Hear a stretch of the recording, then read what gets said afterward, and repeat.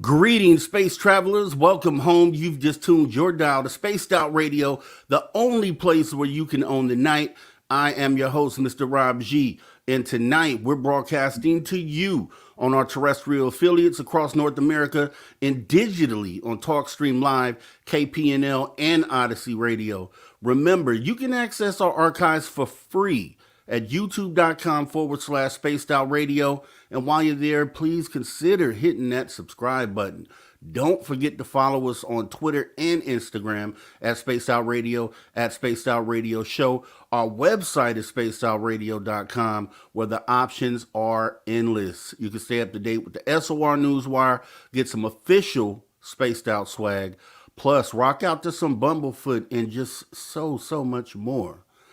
Tonight we have another awesome show for you.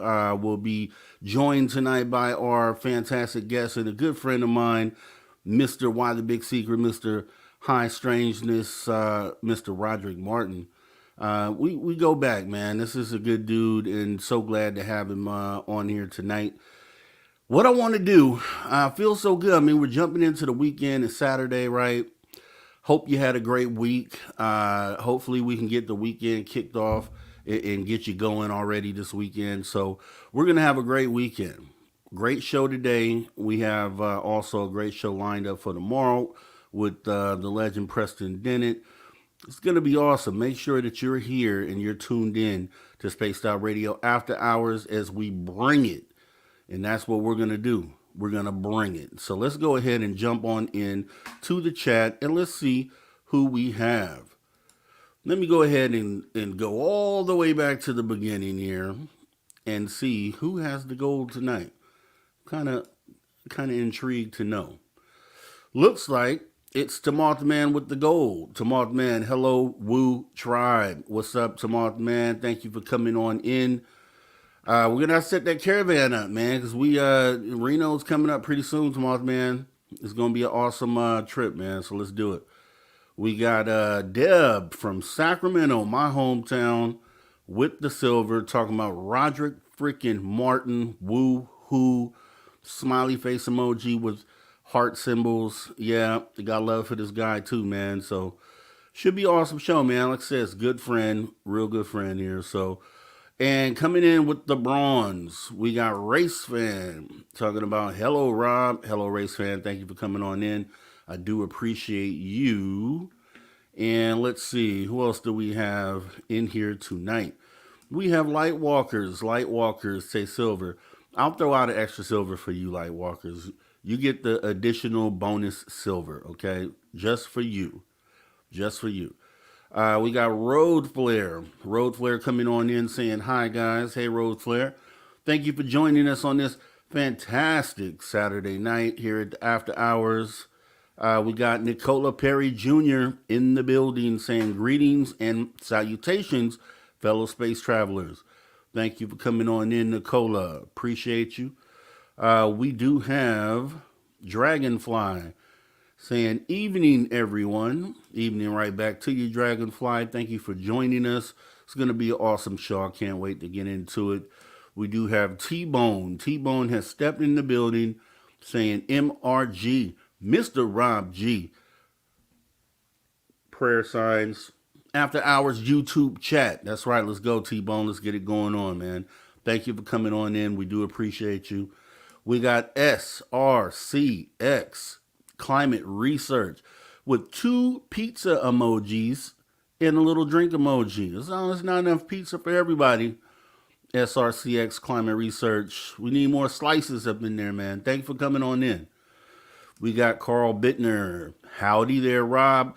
And all of you spacey After Hours spaced out peeps. That's what I'm talking about. Let's get it going.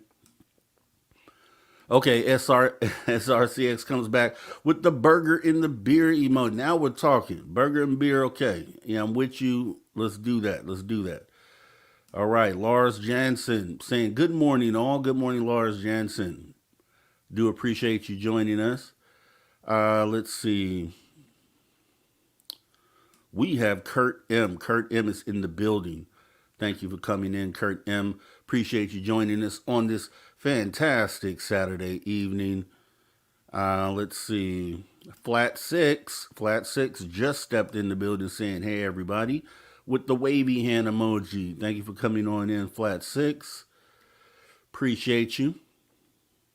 Magnolia V12 talking about, hi there. Hey, Magnolia V12. Thank you so much for joining us tonight. We do appreciate you. My guy, Magneticus Attractus. Does geoengineering cause climate change? It's a great question. Great question. Maybe we can get into that one day.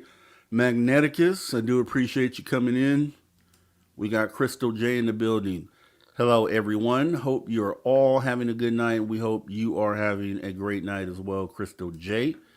We got Doug Shelby, the Doug Shelby, saying, hey there, fellow SOR heads and Captain Rob G.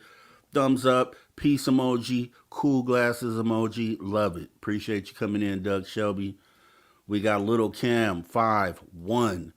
Little Cam 5-1. I think World War III is about to happen. Tanks being deployed to the border as we speak. Oh, man, let's hope not. Little Cam 5-1, let's hope not. Or if it is the case, let's hope these ETs intervene and bring this disclosure right now, in this moment. If that's true, Lil Camp 5-1, I hope it isn't, though. Thank you for coming on in. Let's see, who else do we got here? Okay, we got Susie B in the building. Susie B, hello, Rob G. Welcome, Roderick Martin. Welcome, everyone. Thank you all for coming. We do appreciate you coming in. Thank you very much for showing up, Susie B. Long time, too. Missed you. Miss you much. Let's see. We got Wolfman. Wolfman, what's good, Roderick and High Strangeness fam? Thank you for coming on in, Wolfman. We do appreciate you. If you're new, welcome to After Hours, man. We get this going 7 days a week here. Dave Scott, Monday through Friday from 9 p.m. Pacific till midnight. And then here you get me, Mr. Rob G, Saturday and Sunday, 8 p.m. to 11 p.m. Pacific time, and it's going down 7 days a week here. So thank you for coming on in. We do have the Mac Geek with the wavy hand saying evening, the Mac Geek. Thank you so much for coming on in. We do appreciate you. Let's see, we got the Wild Berry Candy Co. Do appreciate you coming. The Wild Berry Candy Co. How's everyone's evening? It seems like a new name. If you are new, welcome, and do appreciate you coming on in and joining us. We do appreciate you. Thank you very much. All right, we got Tyron 1. Rod is a powerful figure and also a beef jerky aficionado. Hello from Jupiter. Welcome, Tyron 1. Do appreciate you coming on in. And Rod will be joining us soon. Let's see. We got Silent Listen. Just got in from Sky Watching. We're seeing those lights that Melinda Leslie is seeing. Amazing. Like to hear more about it. Actually, we need to have Melinda back here. I'm going to reach out to Melinda and we're going to set it up and see what's been going on out there. Appreciate you coming on in, Silent Listen. T-Bone with the super chat, getting it started. We do appreciate your support of Spaced Out Radio. T-Bone, thanks for getting this thing started tonight. We do appreciate the love, and it's love right back to you. We got Presidential Zaddy in the building saying salute right back to you. Presidential Zaddy saying F you, Dave. If Dave Scott is watching, F you, Dave, and then F you, Rob G. Well, F you. President Zaddy, with love.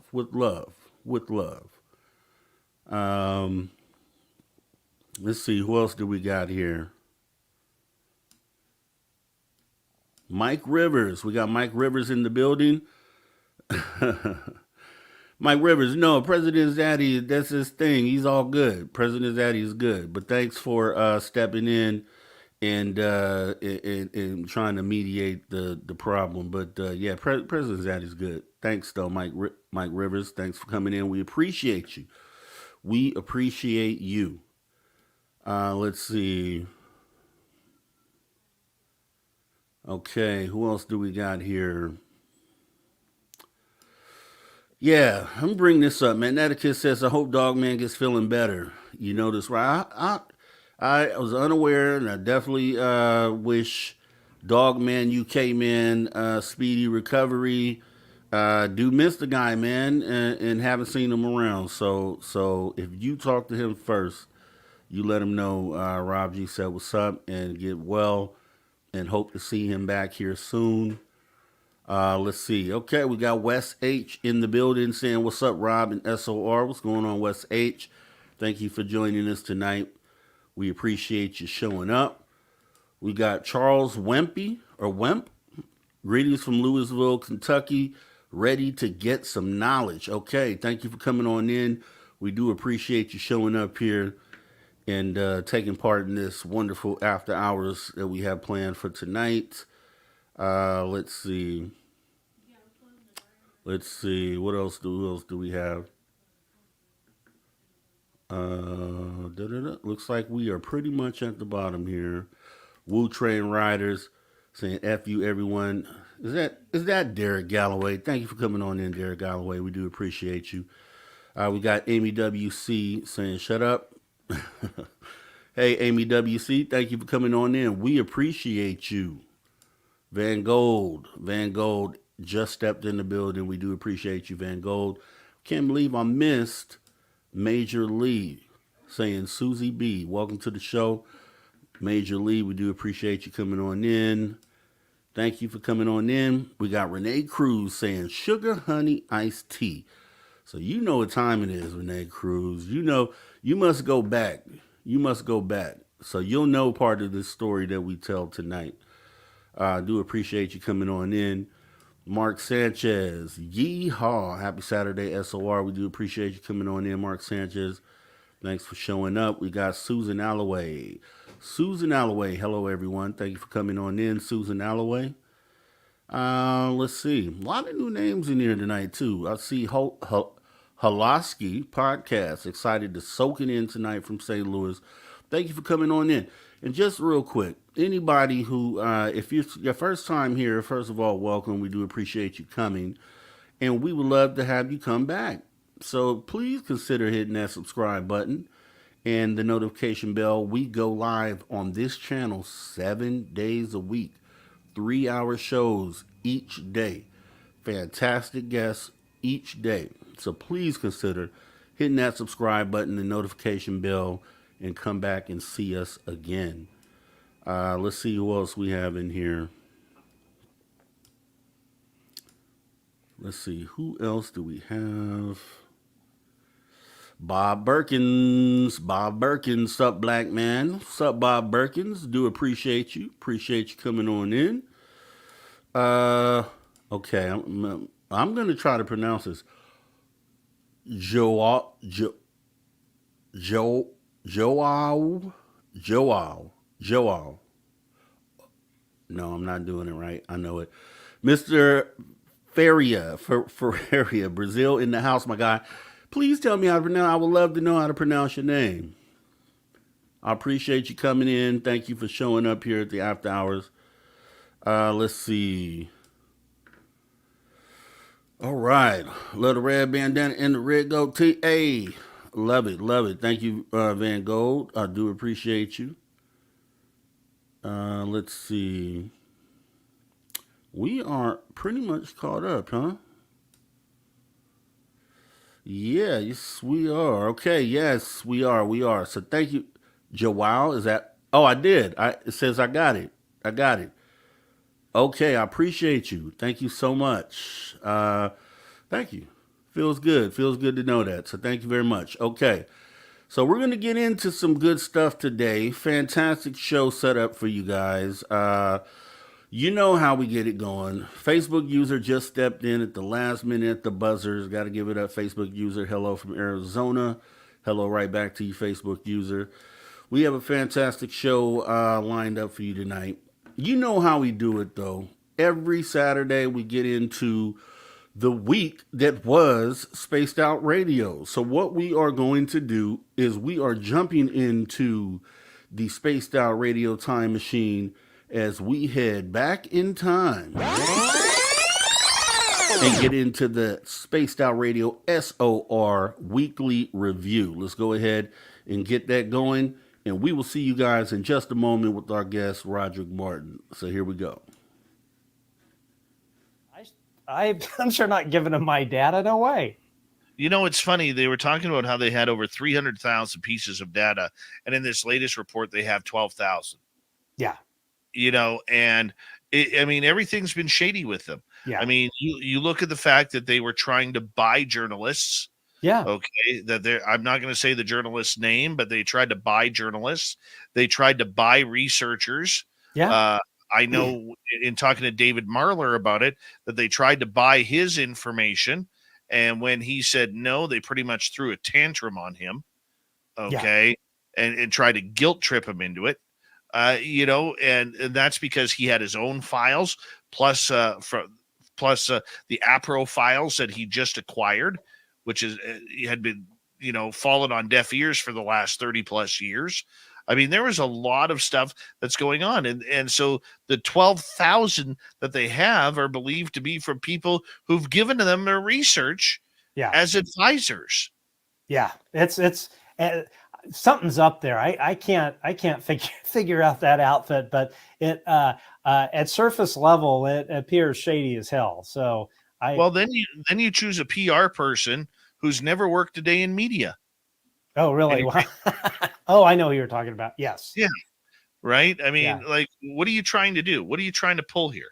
Well, you know, and the thing that's amazing is knowing who is behind this Enigma thing. I mean, it's like a freaking fire hose of money, endless amount of money that they can pour into this thing. And just the whole thing, it just, and actually, I you know, my hat's off to you, Dave.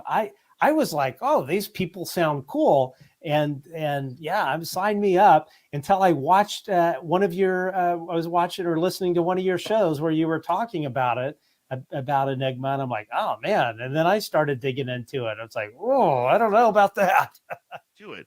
Opening up spiritually and having your own awakening. Mine seemed to happen very abruptly. Yours took a matter of years. Which is it normally for people to, you know, get hit in the side of the head with the proverbial spiritual baseball bat, or does it for most take time? You know, that's a really good question, and I don't think that there's a right or wrong answer for it. Professionally speaking, you know, based on thousands of clients that I've worked with over the years, I would say that it's a good number of both. And again, it's all about what we feel, our soul feels that we can take on. There's so many different elements and variables and factors in our life that will determine whether or not we are prepared, or if we have the right support that we need or lack of support.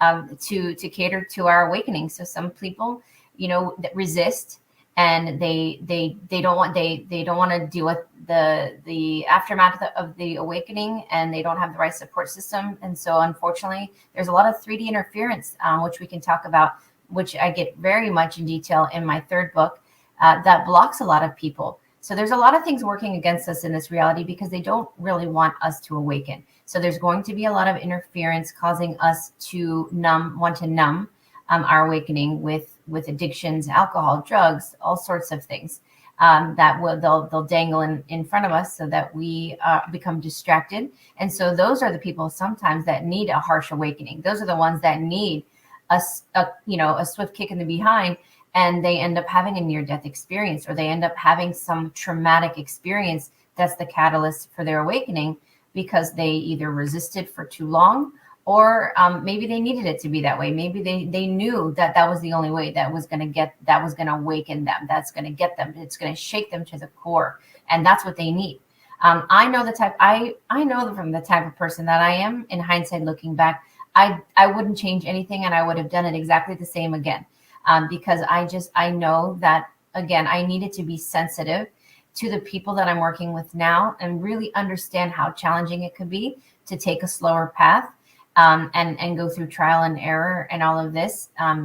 So I would really understand other people's journeys that were like that, so that I could help coach people.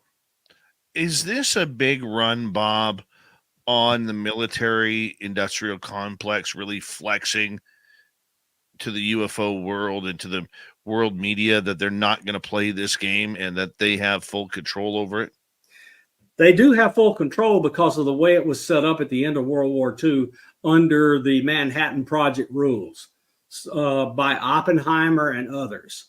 So it's just they're loath to give it up. They feel they have reasons, but look, they at least owe us the reasons. They owe us the reasons. The other thing they owe us is whatever kind of apology is necessary to deny us resources, physics, engineering, etc., that can save our planet, save people from hunger and starving and living without. I believe all of that is in the secrets they are hiding. And you and I have talked about that before, and we definitely have agreement on the fact that they're hiding something. But what is it? Is it alien life? Is it something more or something different? If it were just alien life, that'd be boring. That's just boring. After E.T. came out, people were ready. I thought it was going to come out because that clearly had some kind of blessing for that kind of stuff to come out. You had lots of people able to say stuff and do stuff and be in it. And Spielberg clearly had support. And the minute I heard he went to the Reagan White House and showed the movie, I knew that had some kind of official support. I think they had government advisors. And I thought stuff was going to come out, and it just didn't. Well, you know what, though? I think for a lot of people, like I was saying right before the break, I think being scared is an addiction to a lot of people. That's why, when paranormal television started in the early 2000s, we saw a huge influx of people all of a sudden becoming ghost hunters, and that was a pretty people don't understand, Varla. I mean, you've been in the game long enough that prior to that, admitting you were a ghost hunter, that was pretty taboo back in the day. Yeah. And those when those shows kind of came on the scene, that was really kind of the first normalization of any kind of acknowledgement of paranormal. Not the first by any means.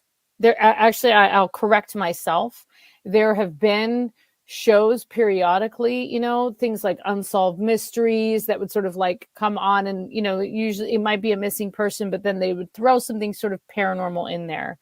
But it became much more normal. And then I guess it kind of made it more mainstream, but I don't say that necessarily in a negative way. I think it did make it more acceptable to talk about those things, at least where, I mean, again, I have a very slanted viewpoint of everything because when we were ghost hunting when I was a kid, we used to walk through the cemetery every Halloween. It was our ritual to walk through the cemetery in the dark. It was just what we did, looking for ghosts was a pleasurable experience.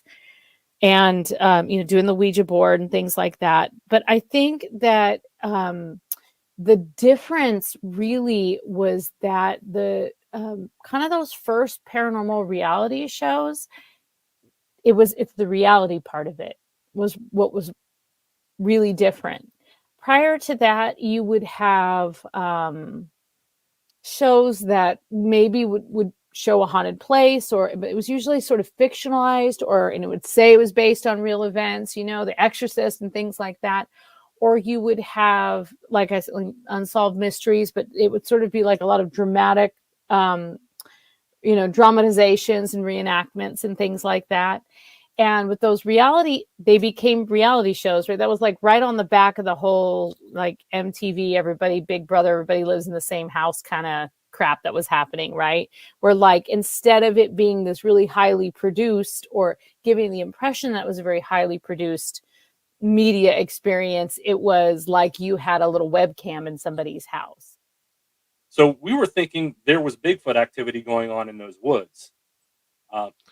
Can I just cut you off right there? Sure. Because with everybody that we have in North America, maybe it's a good time to kind of say what kind of animals you have in the forest there. So that way people aren't like when you say, well, we're hearing all sorts of howls, so they're not thinking that it's maybe coyotes or wolves or something along those lines. Right. In the forests of southwestern Pennsylvania, we have deer, black bear. We do have a very large coyote population, but the howls that we were hearing weren't coyote. We did hear coyote earlier that were yipping and barking and even howling, and they were much different in sound. This was a lone animal, and normally coyotes are in packs, or they have a small number of them, and that's what we were hearing before this howl. This howl was long, 15 seconds long, and it was high pitched. It wasn't a bear, it wasn't a raccoon or a possum, a deer. It wasn't even the coyotes. So it was nothing that we've ever heard before, and it certainly didn't sound human. It was very high pitched, and nothing like I've ever heard before. So that's why I started thinking maybe we have Bigfoot activity going on in these woods. It's because of the knocks, the heavy footfalls, the high pitched howling that we had heard. I couldn't explain the flash of light that the female witness saw that shrunk down to the size of a firefly that she claimed she saw. But a few weeks after that, we kept coming back up there and we kept having little small experiences, nothing major that really made us think this was a hot spot. Just little things that would happen in the woods, knocking or something moving around in the trees, stuff like that. So we weren't overly alerted to this possibly being a hot spot until mid-February. In mid-February, we went up there and we began to experience something that's not typically Bigfoot phenomenon. These strange orbs of light started showing up in the forest all around us. And I'm talking green balls of light, bluish white balls of light, reddish colored balls of light, high up in the trees, low on the ground, floating through the trees. I've never seen anything like that. I've never experienced anything like that. And it wasn't just myself experiencing, there were multiple eyewitnesses. It just bugs me to no end when I see this group trying to take advantage of good people. Okay, I don't care what anybody says. I mean, yes, we talk about the LARPing and the grifting and the anger and the vitriol that people have, and it's a spiteful community, the UFO world. But you know what? Deep down, when you skim that crap off the top, okay, there are very good people in this field, number one. Number two, the majority of people who have had a sighting, they just want to know what they saw. And if they're going to get the runaround by groups like Enigma Labs, it hurts what we are trying to accomplish, especially if those sightings turn into encounters. Okay, like they have for you, Courtney, like they have for me. And when those encounters happen, we start to worry. We start to worry about, why me? Why is this happening to me? Okay. And I look at it like, after the research that I've done, how would I feel about trusting Enigma Labs, who has every connotation of working with the U.S. military? Why would I trust them with my information? Even though they say they're going to keep it private, how do I know? Because we've caught them so many times in their infancy here of speaking out of their both sides of their mouth. And look at what Palantir does. Look at that technology. Look at the way it's being used in military applications and how they're using it, and know that at some level, I mean, just do your research. And going back to what you said about the people in this community being good, I think we have some of the best. I think we have some of the best researchers, some of the best, most compassionate people doing work and advocacy for experiencers and for disclosure. And so I know that there's a lot of backbiting that goes on, but I also think we have some of the best people in the field doing work, and you can see who they are. They stand out, they shine like stars. And so it's all about uniting with those individuals and moving the ball forward. And I think this whole community has, and you can't deny it. All right. So we're going to go ahead and come back to the present time, right here, Saturday night on After Hours. We had a great week here at Spaced Out Radio. As you just saw, a lot of awesome guests, a lot of awesome content. So if you missed any of those shows and you want to see more, definitely jump into our archives, youtube.com/Spaced Out Radio. And you can go ahead and get your dose. It was always something going on here. And yeah, definitely you want to do that. So with that being said, without further delay, we're going to go ahead and jump in with our guest of the night. Like I said before, real good buddy, man. Real good friend. MUFON investigator. Talk show host. Why the Big Secret. And then most recently, High Strangeness. We're going to go ahead and bring in the man of the hour, my guy, Mr. Roderick Martin. Roderick Martin. How are you, sir? What's up, Rob G? What's going on, man? What's going on? Glad to have you here, man. Glad to have you here. Hey, appreciate it being here. You know, working hard, hardly working. Either way I'm working, either way is hard. That's what's up, man. That's what's up. So, obviously, you know, you're a good buddy, man. We talk all the time. We talk for hours on the phone at times. And we talk about this UFO subject. It kind of gets heated, and I hope for some of that tonight. I think we're going to definitely get into some good stuff tonight. But here's what I want to do, Rod. First time me officially interviewing you here on this show. So what I would like to do, obviously, is a lot of people out here that already know who you are and what you do. But I would like to go ahead and start with you from the beginning. Let's go back to young Roderick. What led you on your path to getting to where you're at today? If you wouldn't mind going through that. All right. Well, there was this guy who met this lady who was happened to be my mom, and they actually did this thing, and then I came into the world 6 pounds 7 ounces. So that was the beginning. But you know, growing up in a neighborhood where the UFO topic was more of a taboo subject due to religion, number one, and having the opportunity to be given, I think, the best prize of it all, because we used to stay out at night on the street corners, and everybody, moms back then, you had to stay in visual contact with the porch light, and they would flick the light and say, okay, it's time to come in. And just so happens we had this game, and who has to do the walk of shame first. And my mom did it. She hit the lights first, and everybody laughed. I took the walk of shame, but then I got the greatest gift though. Right before I was walking in, it was just right when it was really almost getting dark. The sun, the stars was just coming out at the moment. I lived near the Dallas Zoo within walking distance. So at that time, you hear the animals and the lions. I mean, I can make all their sounds now, since I was a kid, because I would hear them at night when it's feeding time. And there it was. It was a kind of a white object, kind of zigzagging. And right behind it was two jets that was following it. And I just thought at that moment, I was like, wow, what is that? Of course, knowing it was a UFO, but just like, what is that particular, and then realize the significance of the moments as the months and years roll by, and you begin to be in this space. But I grew up in a neighborhood, Rob, that even a neighborhood bully wouldn't have said, hey, man, I saw a UFO last night. No, street credit gone, he's out. So that stayed my secrets for years. And then I ended up becoming a full-grown adult, got married, got that t-shirt and done that. And just so happens love and UFO didn't work. It didn't mix because she wasn't having it. We're not talking about UFOs in the house. And it was kind of ironic because I had, I used to leave the TV on at night, to freeze. And so she knew I was watching, Ancient Aliens or all that stuff. And she was just like ticked off to the highest activity, if that's a word.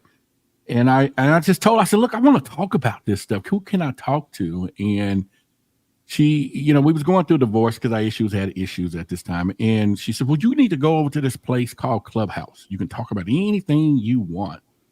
And I hesitantly, wasn't going to do it, download the app. And so I was a little nervous. I was like, Clubhouse, So I started a club. I just hoped to get 30 people. All I wanted, at least 30, somebody I could talk to about UFOs, And it turned today, now it's up to 30,000 people. And that was the launch of my career of getting discovered for my first TV show, another second one. And I initially also won Clubhouse's Creators First. They had 5,000 applicants where they were trying to create creators. And I did a UFO show and had my first show with people and guests. And it was supposed to be 2 hours long. And I had Whitley Strieber as a guest, Kathleen Martin as a guest, Barbara Lamb as a guest, Billy Carson. I had Alan Steinfeld as a guest. I had Linda Moulton Howe as a guest. And did I say Whitley Strieber and all those? So I had all these heavy hitters in the show called Ufology. And I was trying to pick who's going to be the headliner, who's going to be this. And man, I can't even tell you, but it was the most wonderful night. It was supposed to be 2 hours. It went 6 hours. I threw in the towel. I knew I wasn't going to win. I was like, forget it, but it's going to be the best night of my life. And turned out I ended up winning, won a contract with Clubhouse to do a UFO show, and then ultimately went on, to do the podcast and TV shows and everything else. And so it was pretty much kind of a rocket ride from there, but I've always kept my ground because there was a time that most people are more nuts and bolts about this thing, and they just want to know the particulars and you know it, Rob, because you'll get people that will, and I didn't realize in the beginning, but you'll get people that will, Roderick, you don't know, they'll ask you a question about I'm just making this up now, but the Meyer Lansky UFO experience. I'm like, I ain't never heard of that. Well, you don't know everything then. Well, how the hell, who does? And I would say it today, if you run into anybody that tells you they know everything, run, Forrest, run. Yeah.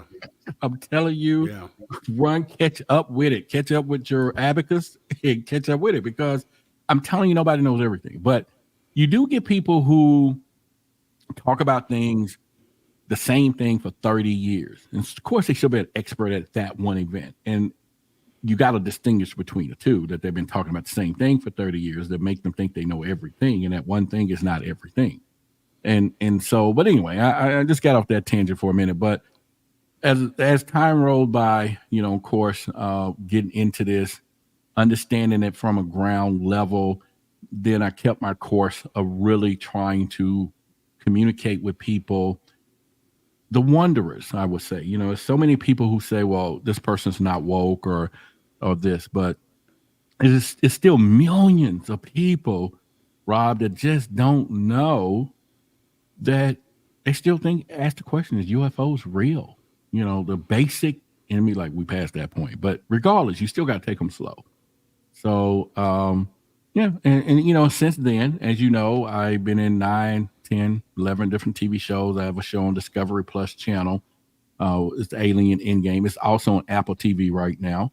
I'm in a show on Fox Tubi called the Roswell, something, the anniversary of Roswell, I forget.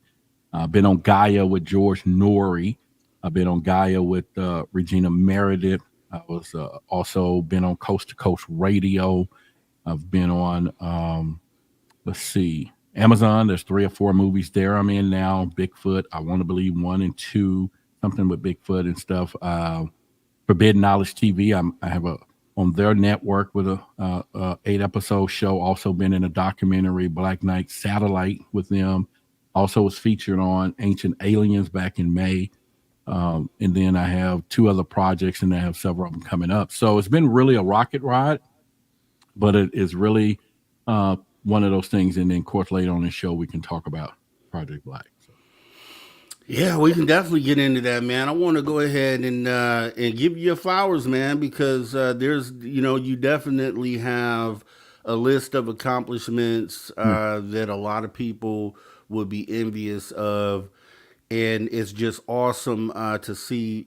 I always can appreciate someone that's in the field that is actually doing things to further the narrative, right? So I want to get to that point. I want to, get to where you're at. And, we came across each other's paths, some time back. A lot of people, well, there's probably a handful of people here. I know Magneticus is one. I believe Renee Cruz. They remember, and most people here don't know. Like when I started talking about UFOs in front of the camera was with you on your show, Why the Big Secret, right? And he still got to give me another flower. And let me just tell y'all about this one, so y'all know. Rob put the prediction, a real prediction, and he stood by this as though it was a water and last drink of water on Earth. And he said in 2023, the first, was it last year? Disclosure will be out. The aliens will be walking around. People will be going to McDonald's and looking in a drive-through, and they're serving you your food. He broke it down that they're going to be here, not so much just being here, that you're going to go outside, get your newspaper, and you're going to wave across the street, and you're going to see Akbach over there and his family watering the yard. That's how big it was supposed to be out. Yes.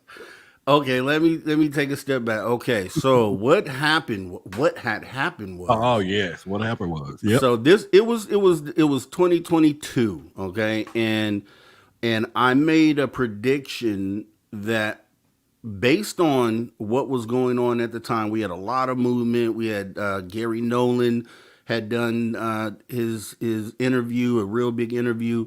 We had James Fox earlier that year when Moment of Contact came out. He said that he had some things that would be coming out by the end of the year. So there was a lot of momentum and a lot of reason to feel like disclosure was on its way. And I didn't say that aliens would be walking around. However, I did say that I felt like there would at least be something there that you could check off the list and say, okay, these things are here. Now, that didn't happen by the end of 2022, but I will say 6 months later, 2023, we had David Grush come out and make some bombshell statements. So I think I wasn't that far off. So if we go with that, I think what David Grush brought us, based on the prediction I made in 2022, I think ended up being kind of along the lines of what I was talking about. But technically, I didn't get it by the end of the year. I did add some to it a little bit to get a little more dramatic tone. But yeah. So with that being said, I know you talk about this all the time, just like I do. You through you, I was able to meet Billy Carson, which was a cool thing. Richard Dolan. This is young. This is young in the game. You know what I mean? So having that type of exposure. So I wanted to finish giving you your flowers on that because I think we did some good work, and you know, I'm just proud of where you've taken your brand. You've blew it up. You know what I mean? Yeah. Why the big secret? Now you moved it into High Strangeness, which I think is a really good move. Can you talk to the audience a little bit about your transition and where you're going and what they can get from you? Yeah, Why the Big Secret is still on Spotify. I upload podcasts and things to that. When I started looking at where I wanted to go with this phenomena, you know, not just talking about it, but be about it, I figured, you know, I wanted to develop a destination channel. You know, what are they actually going to get when they come to watch and hear you on YouTube or via any other multimedia streams? When I started, you know, thinking about all of this, and not just the big secret of it is, you know, and the question is why, because as you hear now, even on my shirts, you know, how is never as important as why. We always want to know why. But I started to get phone. I put up an 800 number, and I started to get all of these high strange calls. And it went deeper than just UFOs. It went from phenomena to ghosts, paranormal, you know, and the list just goes on. Conspiracies, you know, stuff that just real high strange stuff.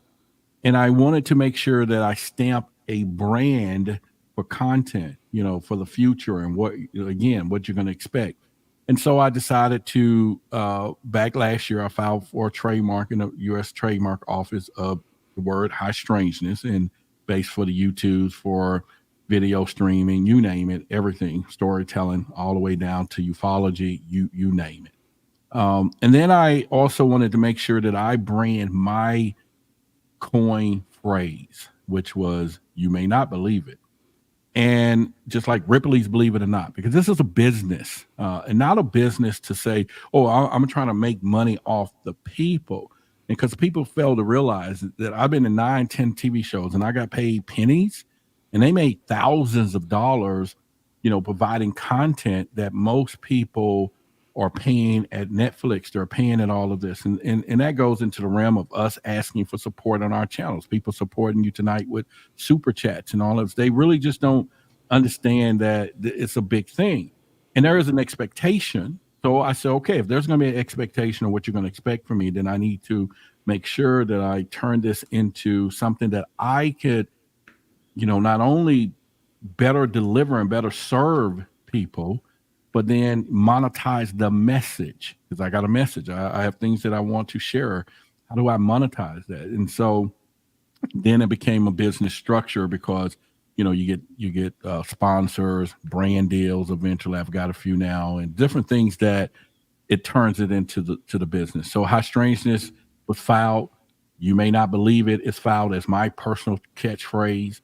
And then I use that as I go into what I'm saying. So I may say, tonight you got me and Rob G. We're going to go into some good deep stuff, some about disclosure and this thing about what he said 2012, 2 or whatever.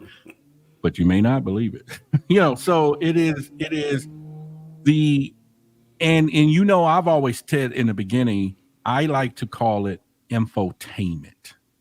Yeah. I'll be as informative as I can to you, give you the facts, figures, but also bring a little entertainment in, because this stuff is so damn serious.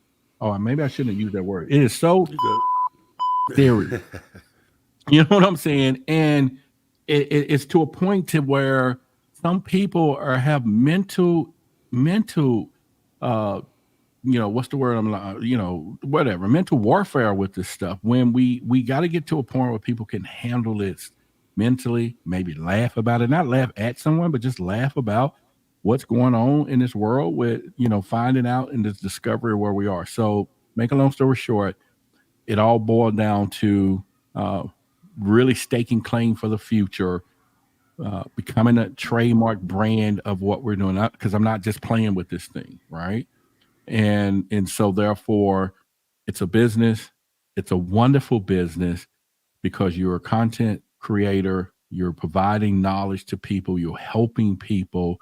And in return, all I want them to do is just watch the videos, and then YouTube pays me for that. You get what I'm saying? So if I can put those two things together and get that audience bigger and bigger and bigger, and then the brand deals come in and pay me for that hard work, and I can give back to the community even more. Go out and do more research, bring them real live stuff, and so that's where I'm at with that. It's long-winded, but that's where I'm at. No, and man, it's like I said, when you have these are your flowers, man. So definitely, I want to know, what's behind the mindset, and I think everybody else wants to know as well, especially fans of yours.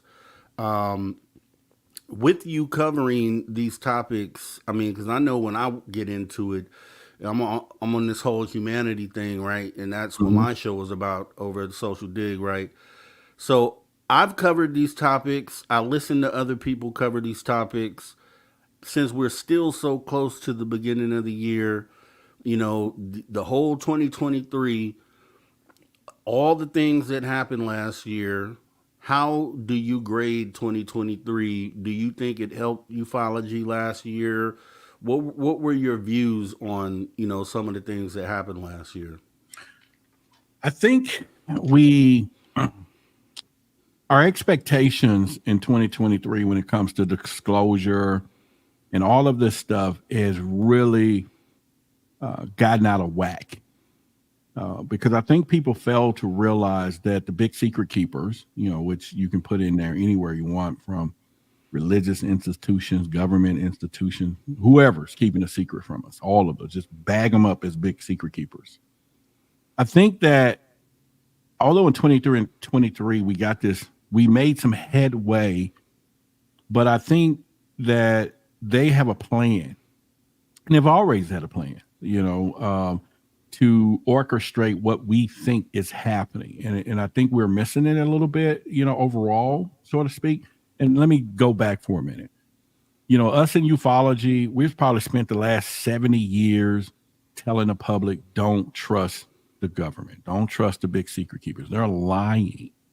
And then if you think about the elephant type of situation, a circus elephant, where they tied him up as a baby with a chain or a rope, and he spent years pulling on it, which developed mentally that he could not break this. Although now, as a full grown, he's one of the strongest things on the planet, and he can just snap it at will.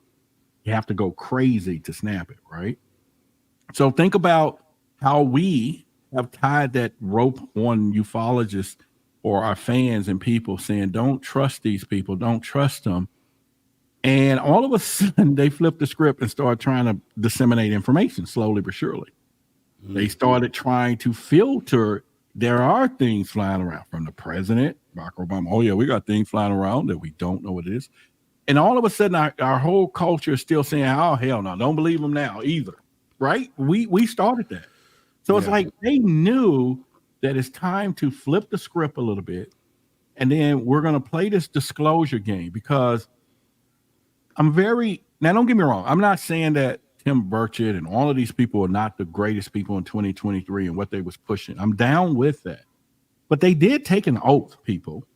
They did take an oath to protect the sovereignty of the United States of America through national security and everything. And while this dog and pony show is going on at the congressional hearing, and when they pull him in the back and say, darn well, buddy, this is national security, they gotta fall in line. They ain't gotta tell us nothing. They're gonna fall in line. So here we are out here saying, oh, we got disclosure. All right, so what? We got 10 doors of secrets. They are only going to show us what we think we know. So if we go to them, we got door number 1, number 2. But Rob, what people are expecting is they're going to come and say, oh, what y'all didn't ask us was behind 4, 3, 6, 9, and 7. They ain't doing that. They're not going to tell us that. And so again, where do we get? And I'll land a plane or the space. We got spaceships here. So I'll land a spaceship. I think that yes, because for a minute, for a real hot second, I thought the game was over. I was like, what am I going to do now? They finna disclose. Ain't nobody going to be interested. Hey, boy, was I wrong. Oh, God, was I wrong. Yeah. You know, I'm like, you know, no, they not. Man, this game is even better. These dudes are not playing. So when you hear people like David Grush sit there and he tells people that, you know, we got spaceships. All right. Everybody's tinkering around. The government got spaceships. Who the hell wasn't listening when he said we got an abandoned craft? That's what I want to talk about. What do you mean abandoned? Yeah. You mean somebody left their car in my neighborhood? Where the hell are they? They're walking among me somewhere? They're walking among us? Nobody's asking those questions. You know, and well, somebody else told me, no, they abandoned us for us to study. Yeah, but what happened to the drivers? Yeah, and I You don't know know how what I I'm feel saying? about that. Yeah. It's weird. It's definitely. I mean, I guess I could see that. I could see that being the case. If they wanted us to study these crafts, they just leave one of these behind, get in the other ship, take off, and just Yeah. leave the ship behind. That's what it sounds like. But if so, okay. So with that being said, if you look at being that your outlook on 2023. So now we're here at 2024. We're already a month in, actually, which is crazy to think about. But what do you hope happens this year? What do you want to happen this year? If Roderick could make things happen like that. I think that, and that's a great question, because what would I want under that Christmas tree? And it ain't, you know, a PS3 or something, you know, no. I think that what everybody wants, I think people want to actually see an alien. However, now I'm in this game enough to know that that could be you, could be me, and they can look just like any of us. So we could be looking at an alien every day and don't even know it, because we got this conception of what we think they look like. Right. So what would Roderick want? What would be the thing that I can say, oh yeah, we got something cooking here? It will be the fact that one actually parked a ship, you know, just came down and got out, and not any other place out there. I'm not talking about the White House. I'm talking right out here. Right out here. And I go, well, what's going on? And he said, hey, man, we just stopping by. I don't know. And that's the humor side of it. But I think if we go with more the nuts and bolts, we just want the truth, right? We want to know about hybrids. We want to know the religion. Who are your gods? What are you know? Give us the truth on what we've been taught. Technology. If there's some free energy, give it to us, so I can stop paying this damn electric bill, right? You know, health. I got diabetes. Clear this thing. Just lay hands on me and clear it and clear this stuff up. Yeah. Oh, by the way, get some of these pounds off. Yeah, you're abducting some folks, and you doing it for food. You can take some of this. You know, you want to get all the advancements that they have that's out there to equal or to level the playing field in our own personal lives. You know, whether it's financial, all of this stuff. So I think it's more. I want the revelation of the life change that comes with revealing who they are. Yeah. Awesome stuff. And you know, I want that too. And it's about the way that it happens. I've always stood on that it doesn't happen through the government. And I just said the other day that I hope that in 2024 we at least get this is for as far as politicians go and the government people go. If they, I've always said this, if they disclose anything, it's like the cherry on top, because we already have our disclosure. We have that really in our hands. If I had to ask them to do anything this year, it would be something simple like when Ross Coulthard says he's aware of a ship so big that they had to build a building around it. Okay, you don't have to tell us where it is and give up your source. This year, though, I would like for you to at least give more details on what it is, because The Trust Me Bro thing, which was big in 2023, I kind of get it now. I kind of get why people were so hung up on that and why they point to that so much. And I'm kind of to that point too, where just give a little bit more information. You know what I mean? You don't have to give us the cold hard facts, but at least give us something to go on, and then let us kind of follow up on our own. But real quick, Rob, what we're going to do real quick is pause for the cause and get into our first break of the night. And we'll be back, guys, with hour number 2 with our guest, Mr. Roderick Martin from Why the Big Secret and High Strangeness. We'll be back in just a moment. You guys hold tight.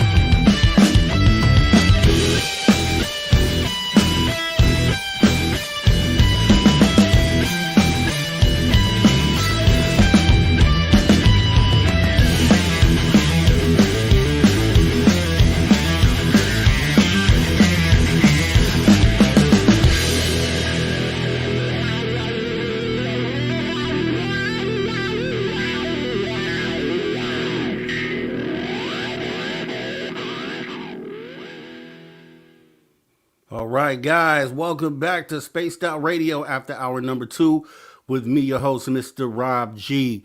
As we continue with our guest, the man, Why the Big Secret, High Strangeness, Mr. Roderick Martin. We're going to be jumping into some more of this content here. And guys, what I need you to do is if you have any questions for Mr. Martin, go ahead and put those in caps so I can go ahead and get those saved. And we will pose those questions at the end of this hour, second half of this hour. What I want to do, though, before we jump back into the conversation, let's go ahead and talk about this Spaced Out Radio VIP party that's coming up here. May 10th through 12th, 2024. We got Friday, Jessica, Dave, myself, Mr. Rob G hosting 1 hour each. So a 3-hour block. Right after the broadcast, we'll be kicking off the VIP party. Saturday, the Ghost Hunt with Merle, which should be pretty cool. Saturday night, the UFO Skywatch with none other than Melinda Leslie. So that should be awesome. And talk to Deb Shakti, and she should be there. Brian Bowden should be there. So maybe we get some CE5 stuff going on too. So hopefully we'll see you there. Come and see SOR fan favorites like, I'm going to read from this list: Dave Scott, Science Bob, Merle, Mr. Rob G, Melinda Leslie, Dr. Michael P. Masters, R. Keith Andrews, Jessica Jones, Lala Bright, Jim Goodall, Dirty Phil, Tim Senor, Lorian Fenton, Kira, Grant Baker, Geraldine Orozco. So come meet Dirty Phil, Jessica Jones. I want to meet you. Everyone is invited. Everyone watching this broadcast is invited. You want to go ahead and set up breakfast? You want to go ahead and set up dinner? Go ahead, let me know, and we can go ahead and get it set up. $60 for tickets to the VIP party. $100 gets you the ticket plus all VIP and swag bags. Rooms have been on sale for as low as $139 per night. That's less than triple the cost of Las Vegas from the previous year. It is the perfect gift. Yes, we understand that these dates fall right on Mother's Day weekend, but hey, your wife, your mother, your daughter, they all deserve it. Go ahead and get them signed up. Email your request for tickets to info@spacedoutradio.com. We cannot wait to meet you. Real talk, we cannot wait to meet you, so we hope to see you there. So, getting back into the conversation here with Mr. Roderick Martin.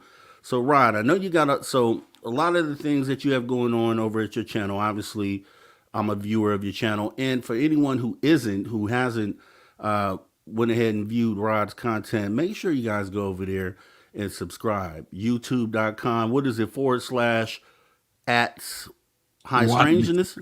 No, it'll be youtube.com /@ Why the Big Secret. Okay, definitely gone over there. It's all a family thing, and we just want to enlighten everyone and kind of move the needle. So it's definitely something that he's doing. Now, Rod, I know you have a few things going on over there, a few things that you're passionate about, some of the projects you've put together, right? Like Project Black. I've seen you recently at Project Watch. If you wouldn't mind going ahead and going over these things with everybody so we get a good understanding of what these things are. Well, I'll start with Watch, which is actually Project Stars, which is, is really for the young folks, for people to get their kids to begin to get telescopes to really be space observers, and it's intended to get the questions started where they look over mom, dad, brother, sister, cousin, or is there something else out there? Because it's time for us to work them in, and not talking about being astronauts, just to the possibility that we're not alone in this universe, to start their curiosity. And STARS is an acronym for using stargazing to achieve real space conversations. And that's one of the things. And that can go for this summer. We may do a couple of community stargazing, watch things, and then eventually have other people where we're timing them all around the nation at some point. And maybe were the stars from this point, and from this point, we all may see something simultaneously depending on the time and hour of the night. So who knows?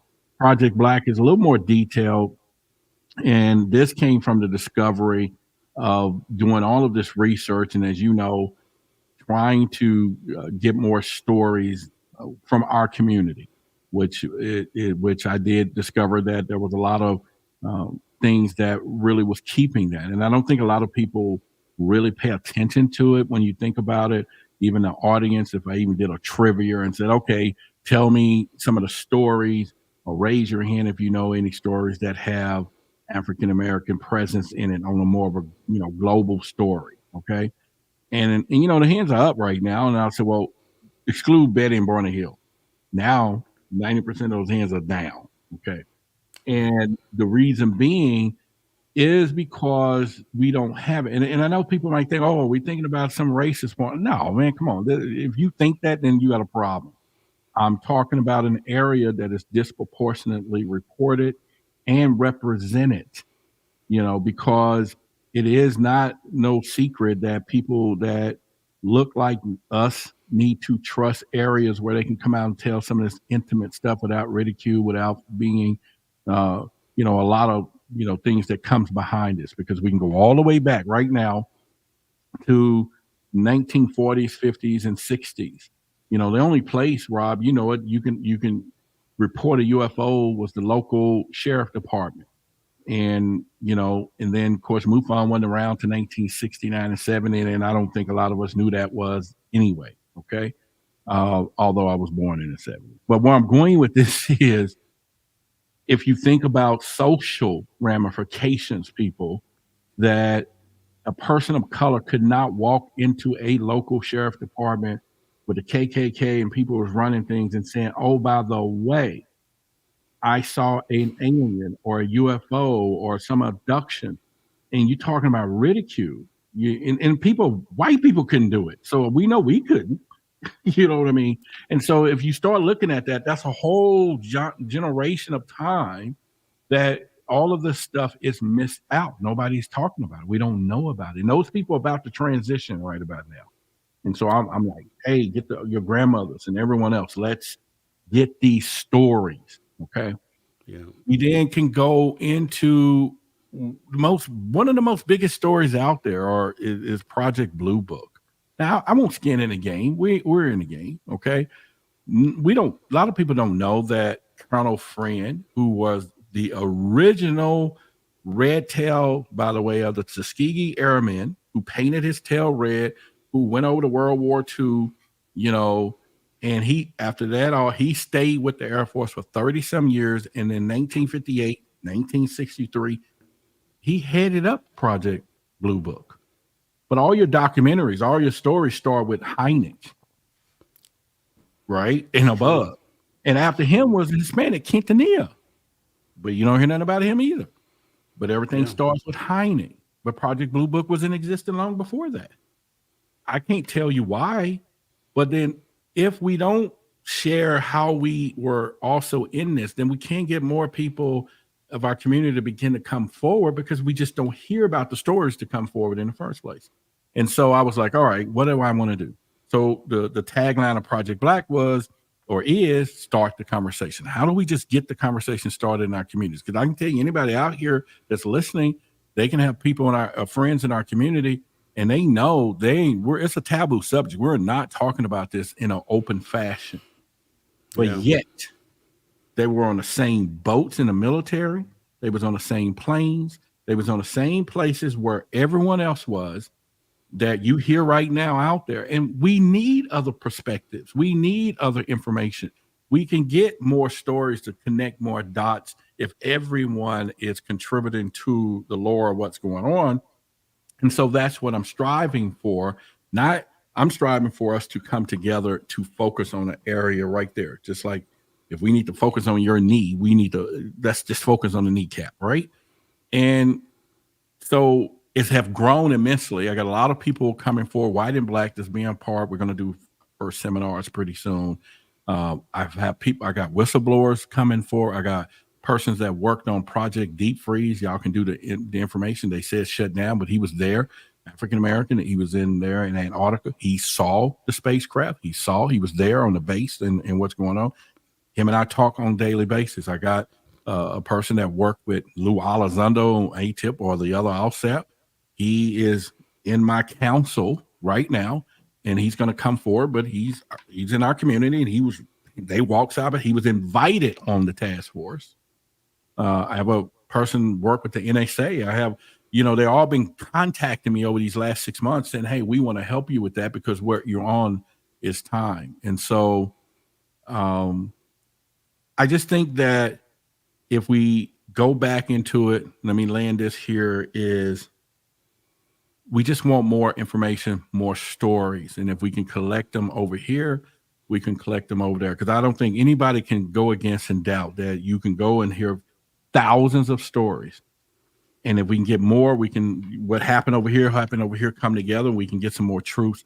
But you're not hearing it in our community, and that's because we have to have a safe place for it. People got to feel more comfortable because there's a lot more today. You got ridicule, you have all these other, and we got bigger things to worry about anyway. So it goes from there. And if you want to take it back to history, 300 years ago, before airplanes, when you got the #1 book, it's called The Chariots of God, right? Or whatever.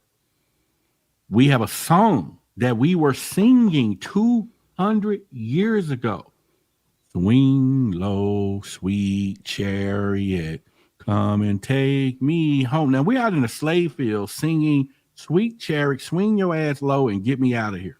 Yeah. You not think they weren't talking about UFOs? And saying, I looked over to Jordan, what did I see? Angels coming from me? Yeah, we see the UFOs coming over the water. 300 years ago, there weren't no planes in the sky for them to be singing a song, Sweet Chariot, Swing Low and Get Me. So I'm just saying.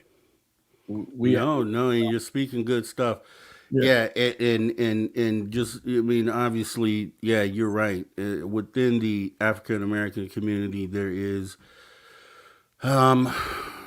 a stigma in the community, and it's good for you to try to kind of break that. It's appreciated because what it does is it goes to the overall humanity focus that because we need everybody on deck, all races, all religions, all colors, creeds. We need everybody on deck.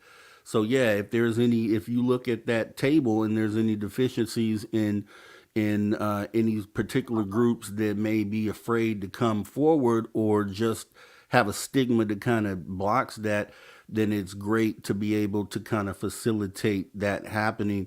So that makes you an ambassador as far as that goes. And like I stated earlier, I mean, these are the things when it comes to being, if you're going to have a platform to stand on, then you need to do the type of things that you're mentioning here and kind of taking the bull by the horns and kind of helping facilitate getting this thing where it needs to go. So that's actually awesome information, and everything you said about that is totally correct.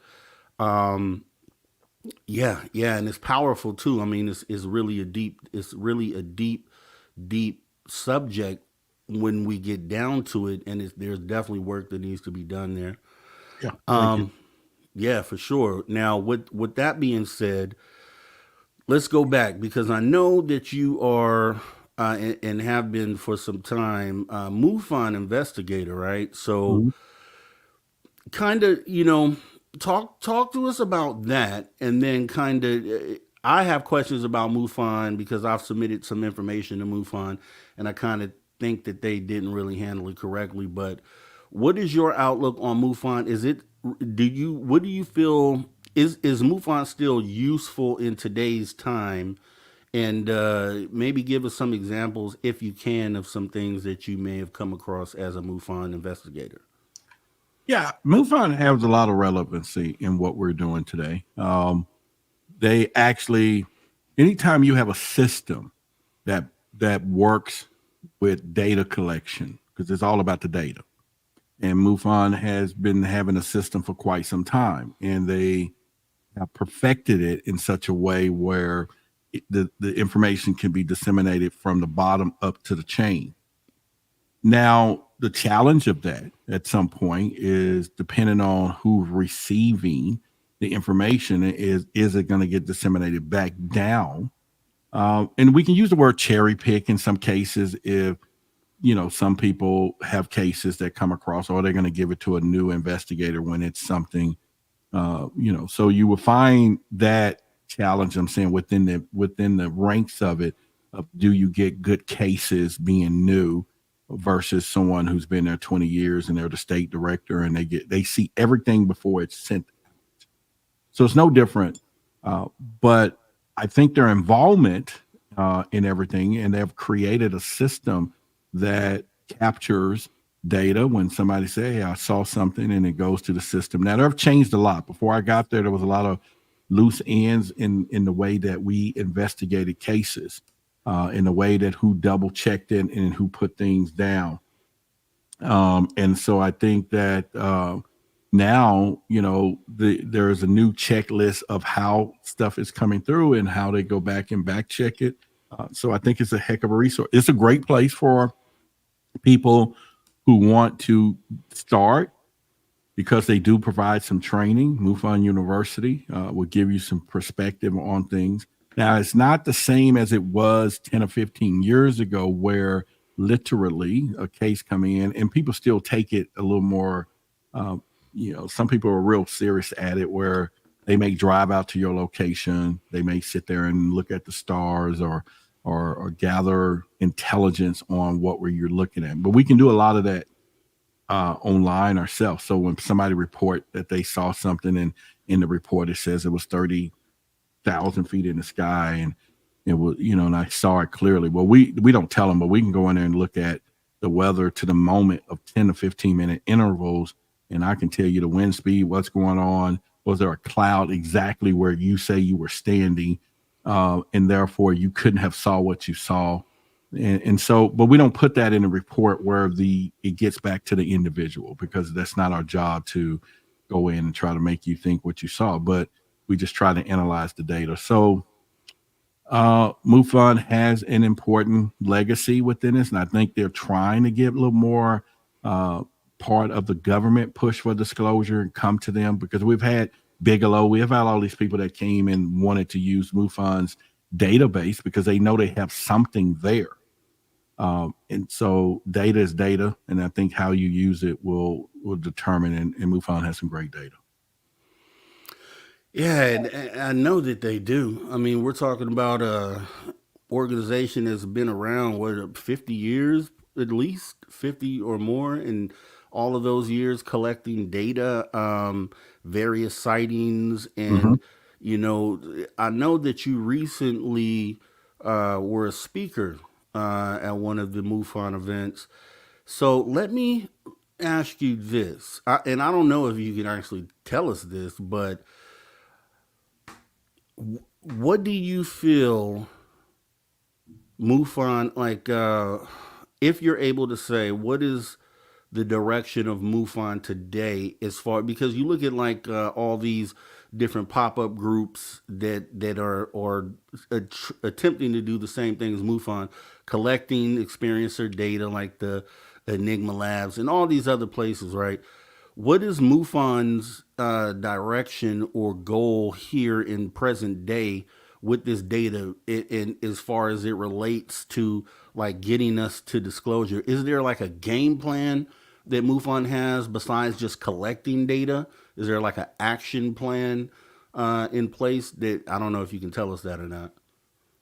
Well, I think that what I can say is I'm not in the board room of MUFON. So whatever intentional plan that they discuss is discussed way up there somewhere before it's filtered to the 50 state directors, and the state directors filtered to the regional director, the regional directors, and then it gets down to people like myself. But their systems is the same all over. So somebody reports a UFO, they can go to MUFON, put in all the details, and begin to point. Then it's assigned to an investigator who eventually will backtrack those things. So I think the intent of MUFON is, and the best thing for the future is to know history. So with all of the history of that data that MUFON has, it can give us a picture of what's happening. So for example, we can go in there and we can see there in Texas in the month of July over the last 10 years, there are more sightings.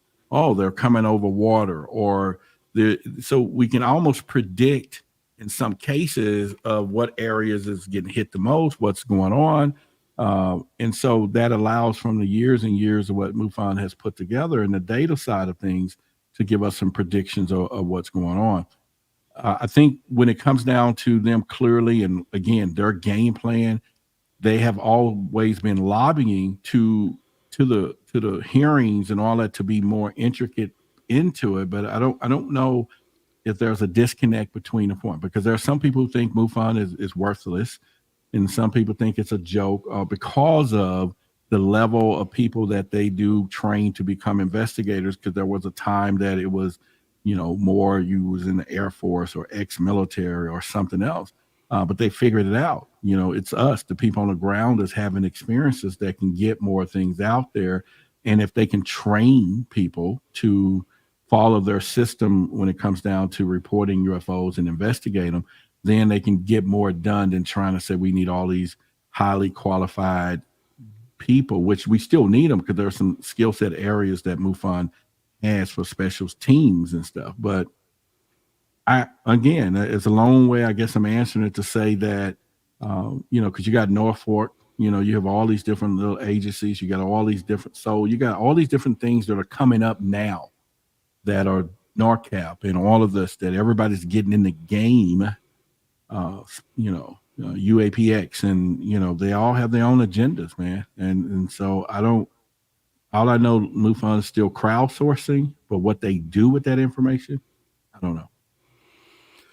Yeah, awesome, man. And, because my hope is with any organization out here that's collecting experiencer data, I just feel like MUFON has been around the longest. I feel like they have the deepest database, and I just feel like they can help facilitate information, or at least kind of help in what it is that we're trying to do. I mean, if the government wanted to, or Arrow wanted to get information on, a vast amount of data at once, I mean, maybe they could work with MUFON. Not saying MUFON should hand over any data, but maybe they could work together. And I'm just feeling like MUFON could play a huge, and maybe they are behind the scenes and we just don't know about it, but they could definitely play a huge part in this. And I know we're going to have in like a week or so, Margie K and Debbie Zegelmeyer, who are like directors over there at MUFON. So I'm going to pose questions to them about that as well.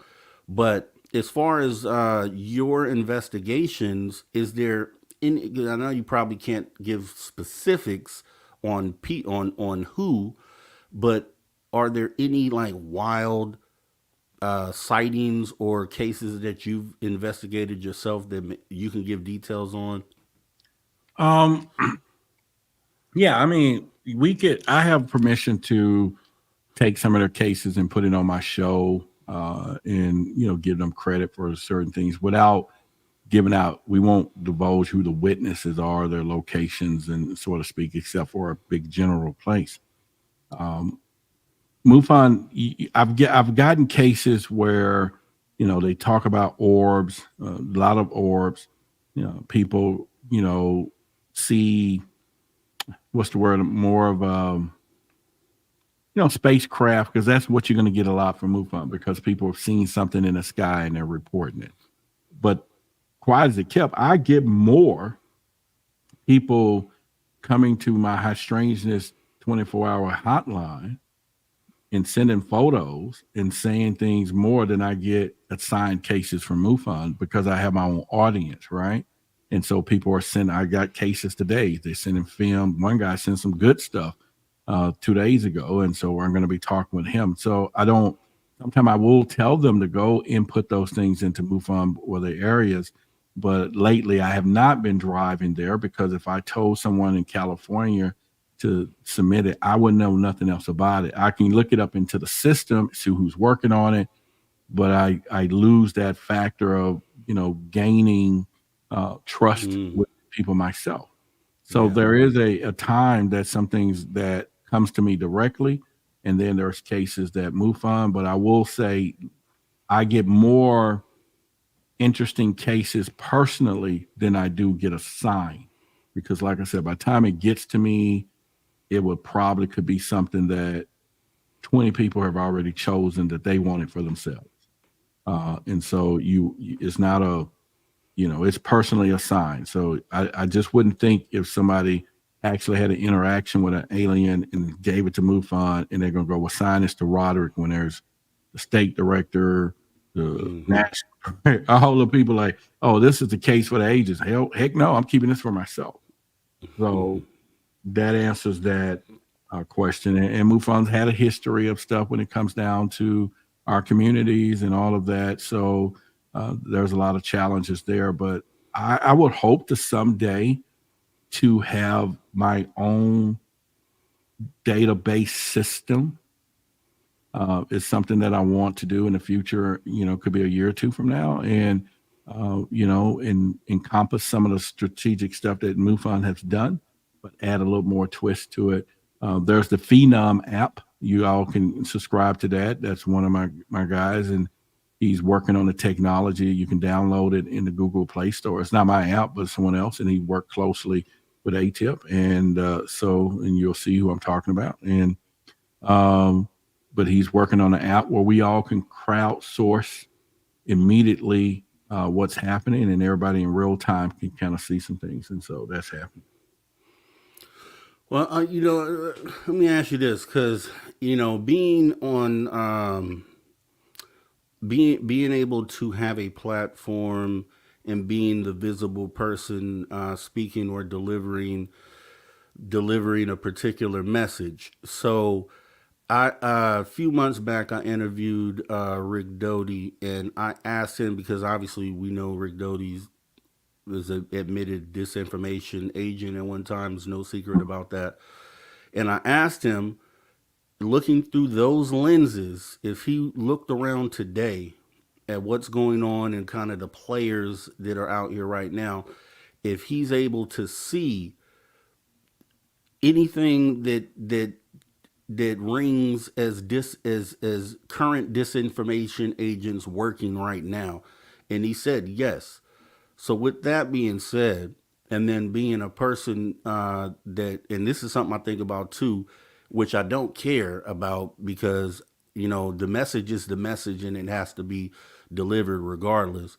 But have you ever felt like you were being targeted by any individuals, like anyone that might be trying to step in and kind of stop the message? Have you ever experienced that along this path?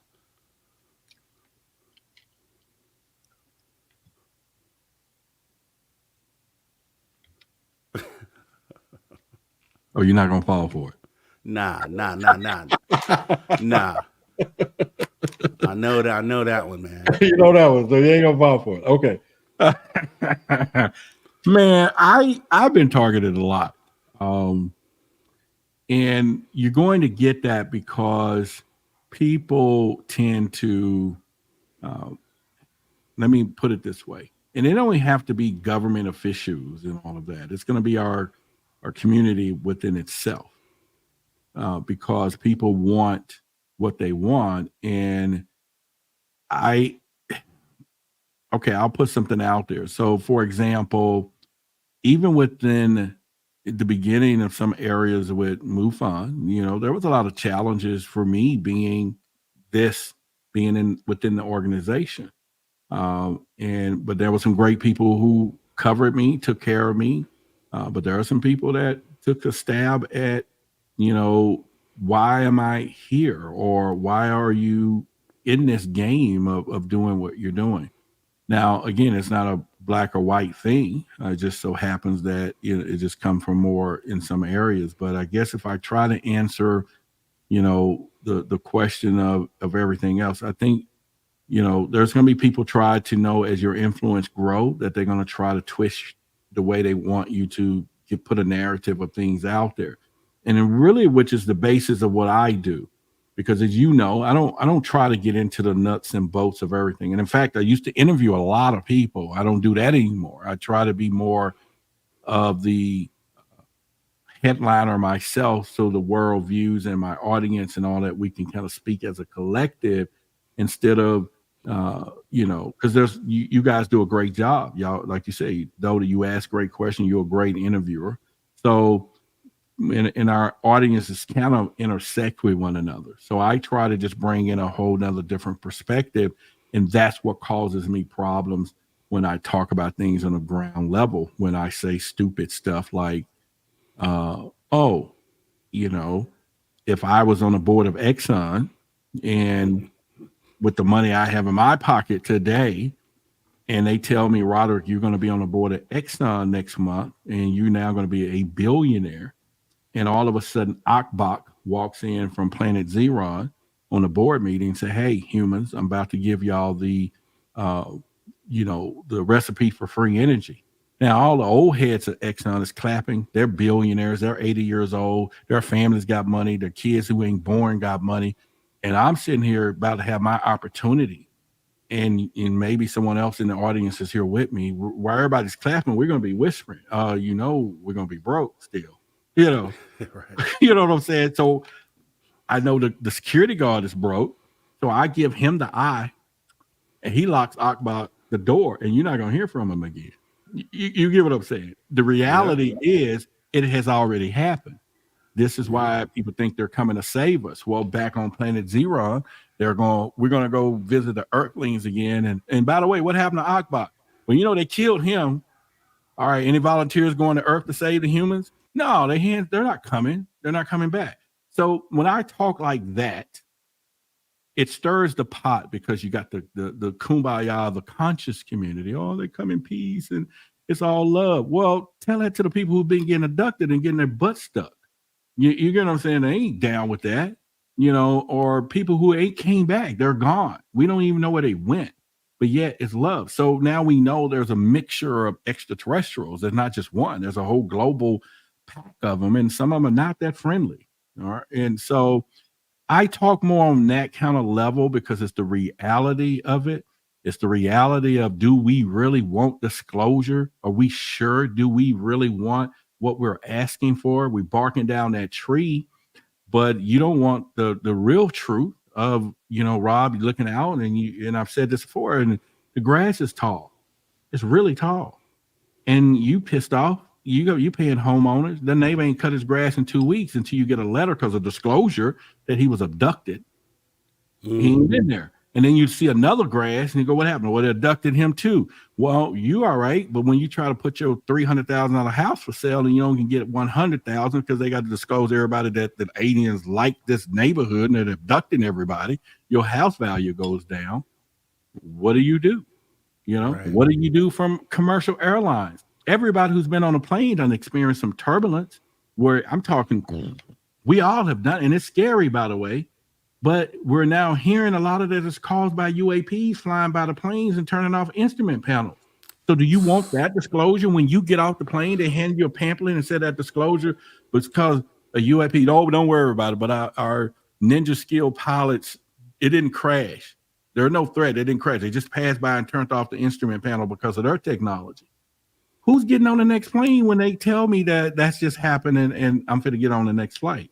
So now you're talking about economy. So do we really want to know the other side of just, does aliens exist in their spacecraft and does the government has technology? Or do we really want to know they're going to change the religion? They're going to change how we see the world? My neighbor is an alien. Your girlfriend, ex-girlfriend was one. She got genetic blood. Like I find out of my ex-wife and the mother of my two children are RH negative, and and I can tell you some other story. It's just, anyway, you get what I'm saying. Yeah, no, and I feel the same. Right, I feel the same way, man. Especially you brought up the plane part of that, and not a fear monger at all. And I'm Yeah. not saying that this is what's happening, but that's why disclosure is so important. It's so important because if you lay down the baseline of what's going on, then you allow human beings to make the best choices for themselves going forward in life. Mm. And if you find out that ETs, well, we know for sure that they've affected some military planes. But if you find out that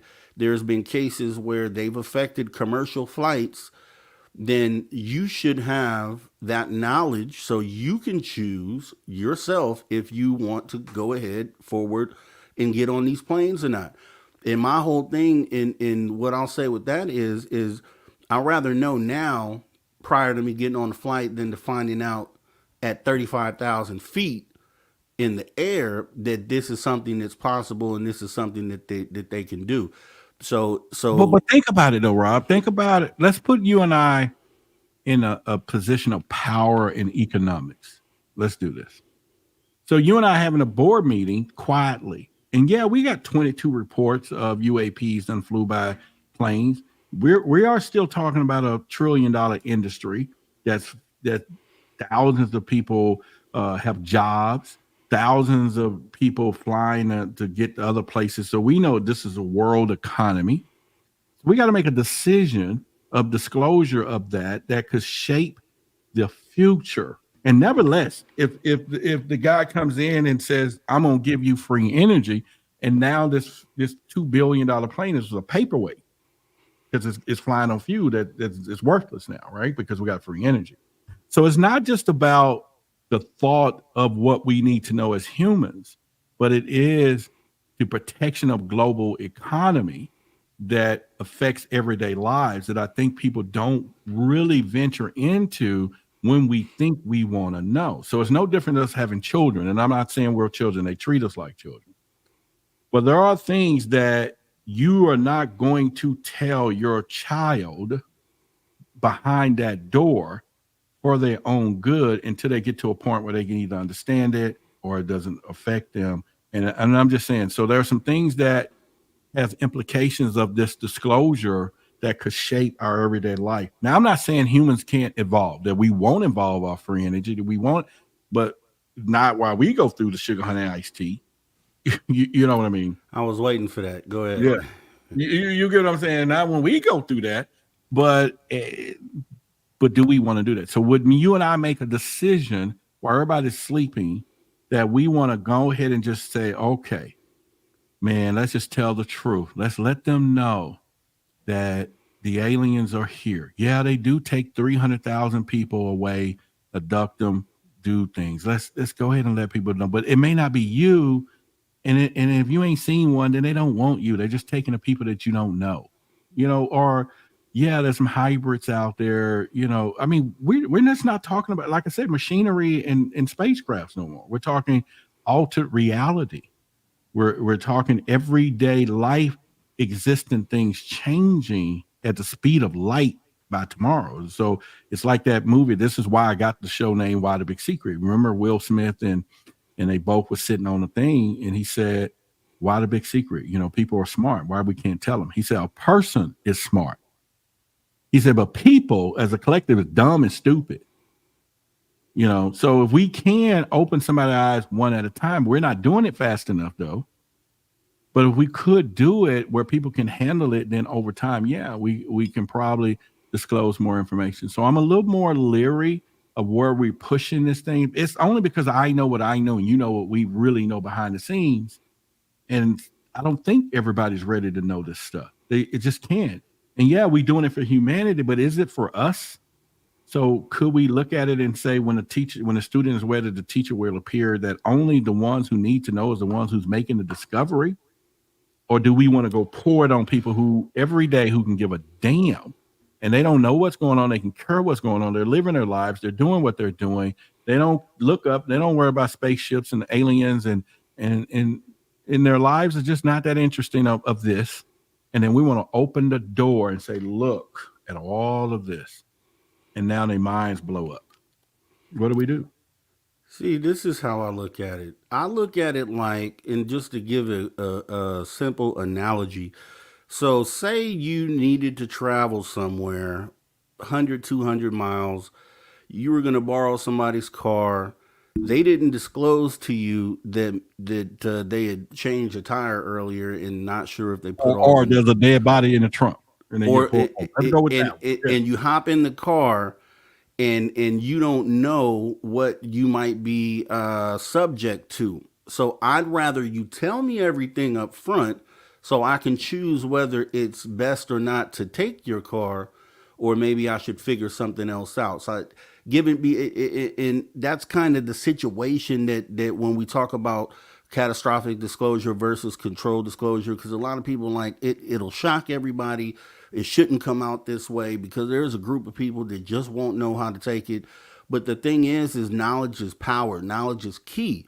So if you give, it's everyone has the right to be able to make an educated decision on what it is that they want to do with their life without you holding information back, even regardless on how shocking this is. And the thing is that it's not only that it's scary, but it's game changing for us as human beings, the direction that we could go. So it's like we all need to know. We all need to know. And if you haven't figured that out by now, I'm with the whole catastrophic disclosure movement. I know look, just bring down the Wizard bring of it Oz. out.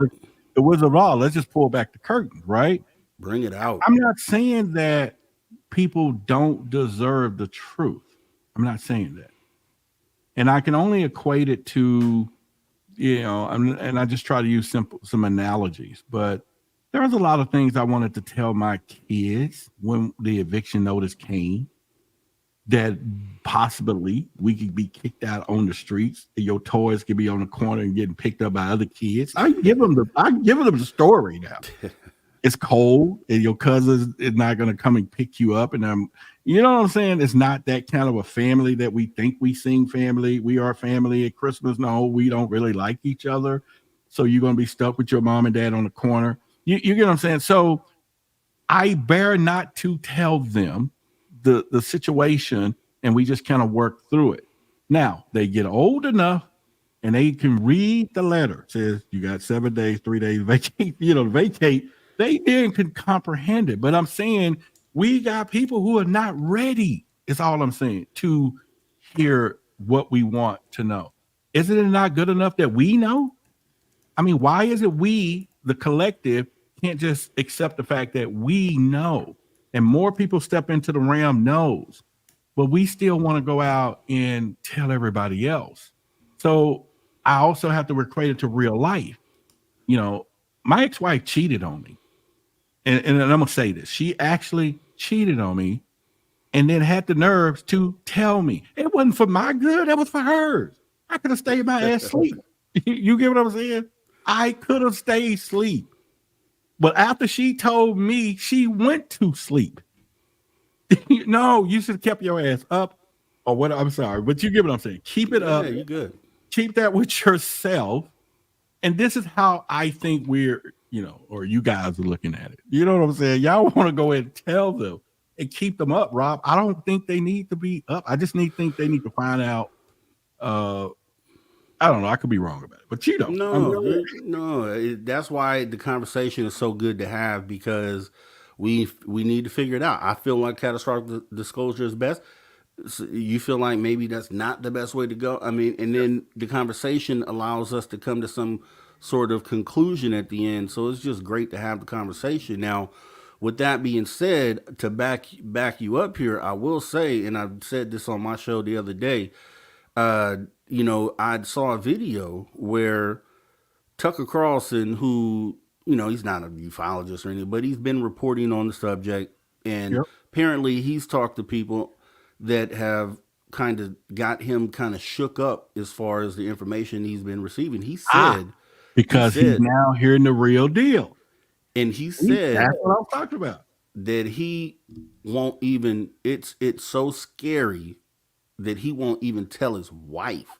That's Like he what I'm won't talking even speak to his wife about it. And then That's the what guy I'm saying. interviewing him, which I think he was on Redacted, the interviewer said that he feels the same way and he's scared to talk about it with his kids. And it's I'm like, telling you, dude, I'm talking to the people that work with ATIP, and they don't give me classified information, but they tell me some stuff up to the door. I know some stuff now that I'm sitting here shaking my head like, oh no, we don't.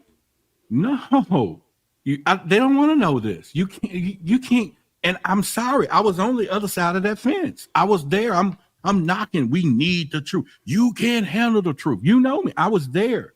But now I'm listening to some stuff like, holy sugar, honey, iced tea. What? Can you say that again? And it's like, no, you can't. No, I'm not going to go tell them. And I know it makes people upset. It makes them upset, but it's like, now I can only fathom what the Vatican knows. Now, I think they keep there because they keep the money and power and all of that stuff. But I would say that there are some things that is just not going to be a good thing for the exploration of knowledge that people are out here thinking they deserve to know. And our government may not be, and I'm not on their side at all, but we do pay them to protect us from enemies of around the world. That's why we got a military. But what happens if they protecting us from information that can ruin your daily activity? Now, okay, let's put this in real perspective for all of us who's talking. All right. Yeah, I want to know. And maybe Jay-Z and Beyonce know. So they go buy a bunker. Maybe Mark Zuckerberg go build his fucking bunker, 200 million. Maybe Rick Ross, who recently said he's building a bunker. They know. And we want to know what they know, but we can't build a bunker. We don't have the money. We can't go hide. We can't protect ourselves. We can't do nothing. So do we want that information of that information? And I'm saying things are happening right before our eyes. Yeah, we want to know why they could have bought an island. They got more money than money itself, and they go buy a bunker. Yeah, I want to know. I do want to know. I kind of got an idea. So here's the thing. Here's the thing with that. And if you check private chat, Rod? Private chat? Yeah, but let me just hit you with this. So the government, and here's the scary part about it, right? Because you make a great point. There definitely are people who have the financial means that are definitely able and probably for sure building themselves bunkers because they may be privy to some information, or they may just want one just in case stuff hits the fan, right? Just period on any level.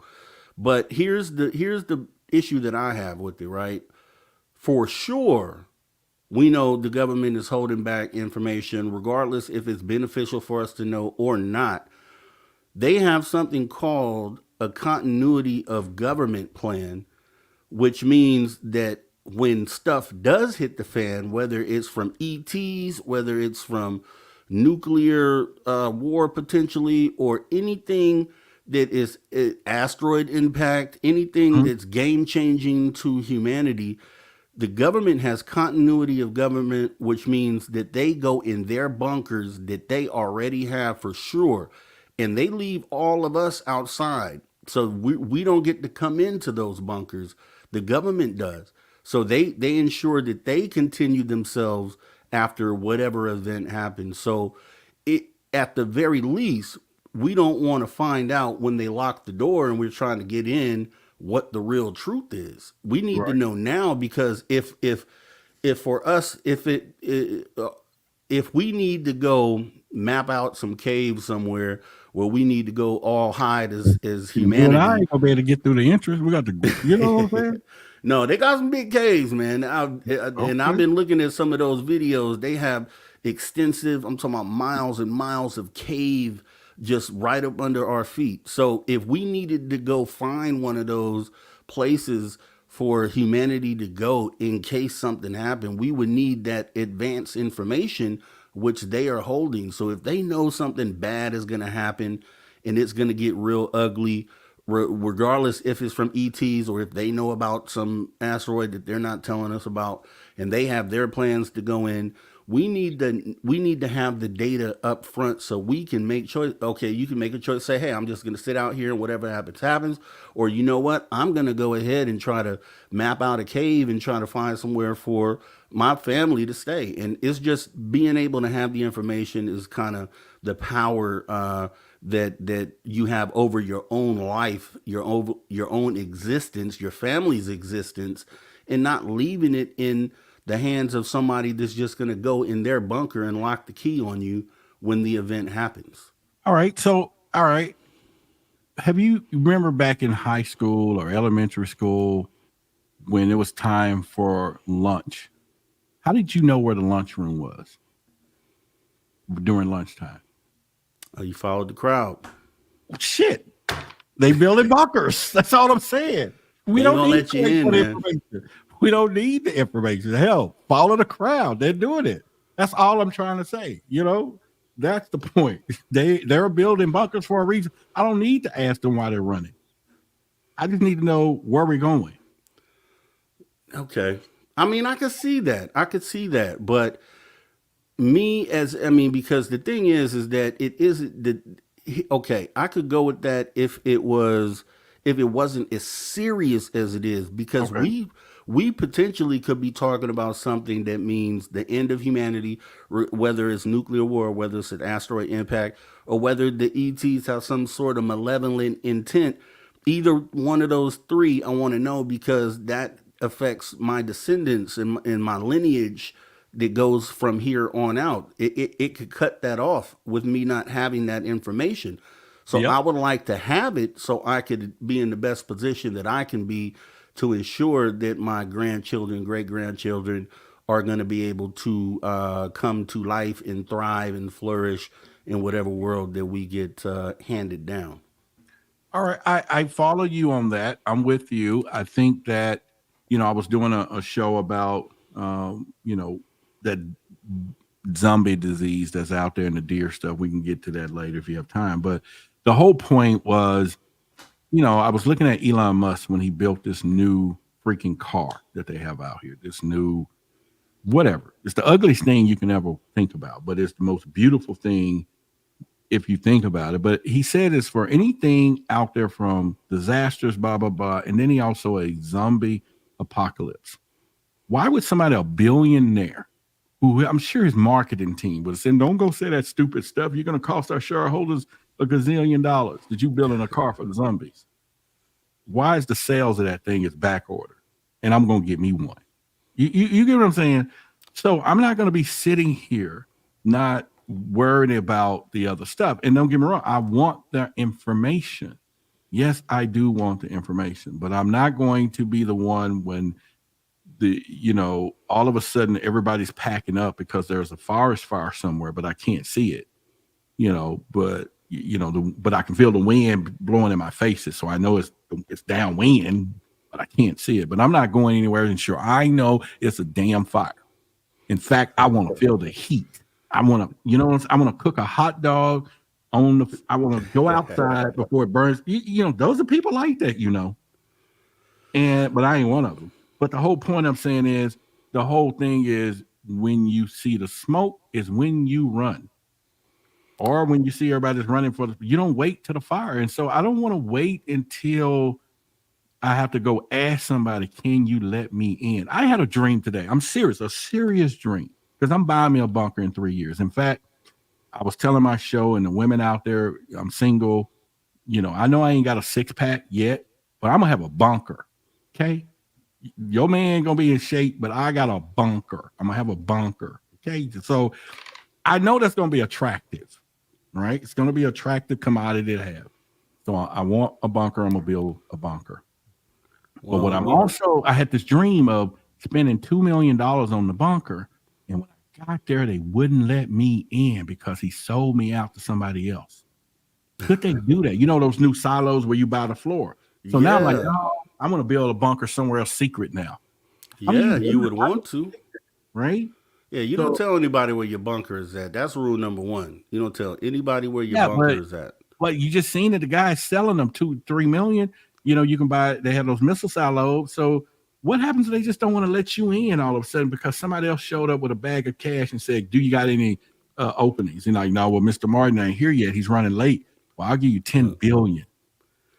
And This sell is them. this is why I'm looking at the free thing, the free bunkers, which are the extensive cave systems that we have here on Earth. I mean, it's not a little. We're Okay. talking about caves where you go in and you go down half a mile and then you can walk around for miles and miles underground. So that stuff is free, right? That's free real estate. So make sure Okay. that you know where some are in your vicinity in case you have to go underground for whatever reason it is. But let's pause right there real quick, Rod, 'cause we're going to go ahead and pause for the cause. With our last break of the night, we have Mr. Roderick Martin coming back with us for the third hour right here on Spaced Out Radio. All right. I'll take See a you in a break. minute. Yes, sir.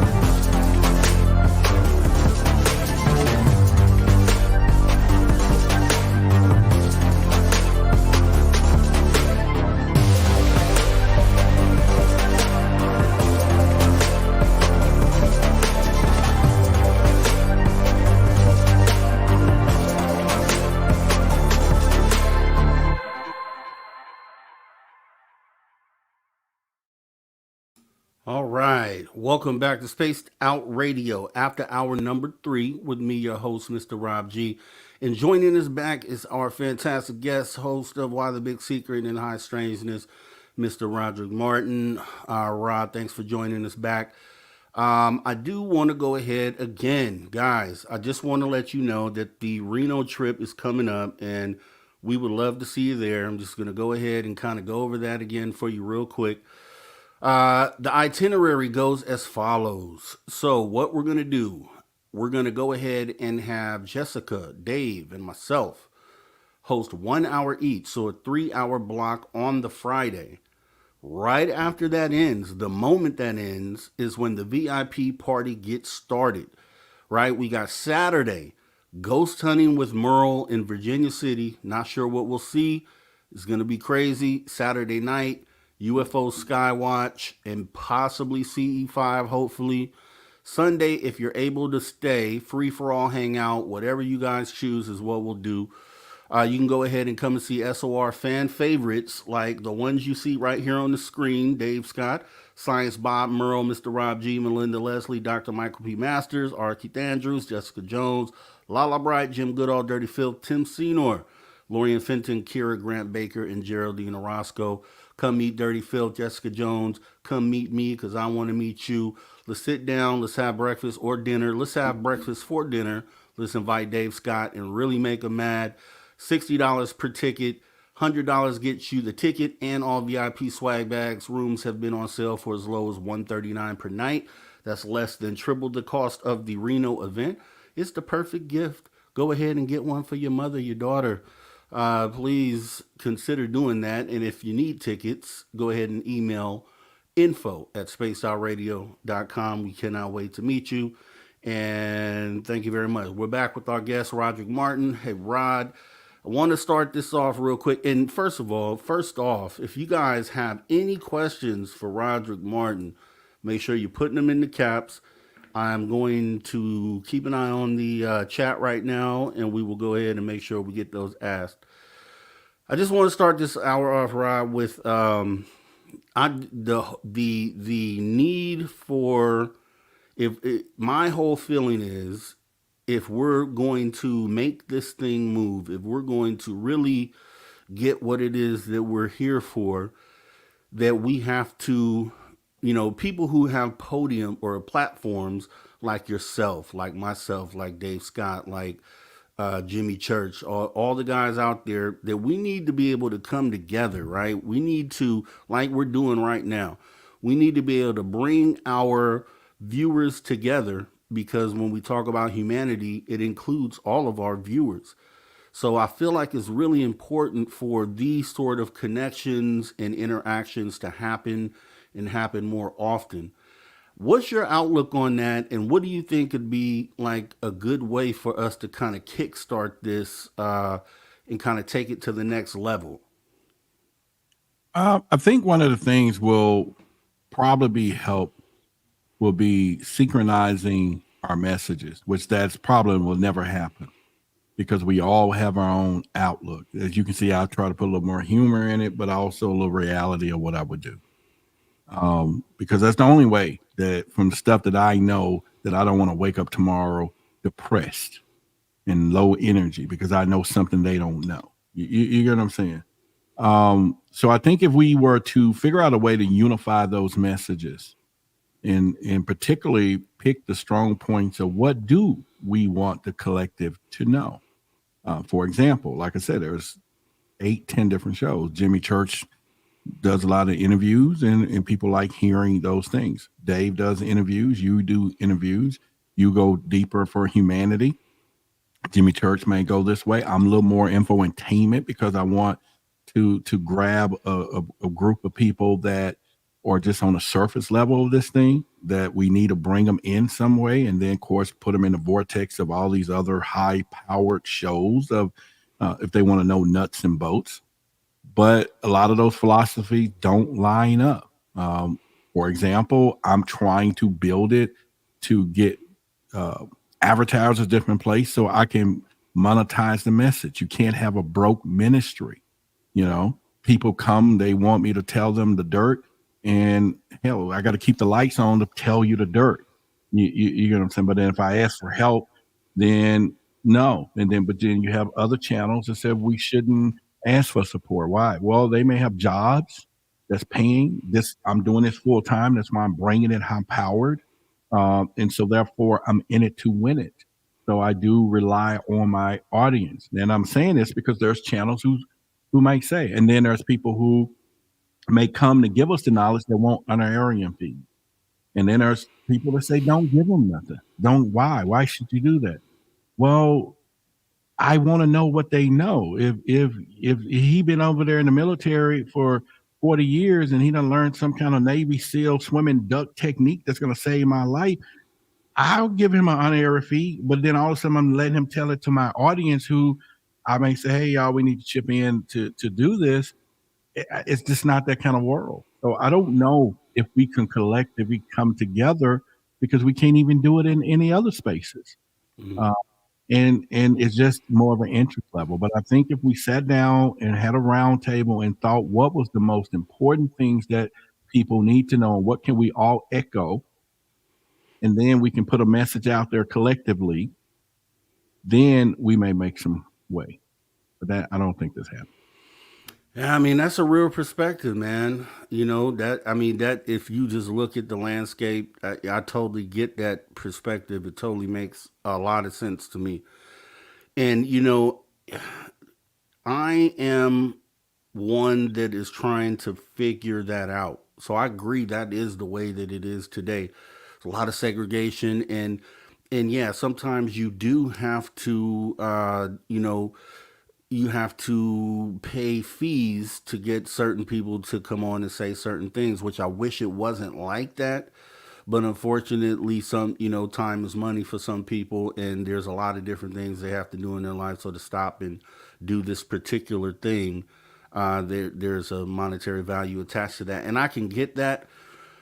And it's a slippery slope because that's where a lot of people come in and want to talk about the grifting aspect of ufology. But, you know, I'll say this. If you pretty much look at any field out there, it's sort of the same, right? So regardless on what the subject matter is, you know, someone's time equates to money, and I get that. And you know, I see a couple of chats where you don't give them this. You know, I see a couple of them in there or talk about money to give more, and they don't understand what I'm trying to say.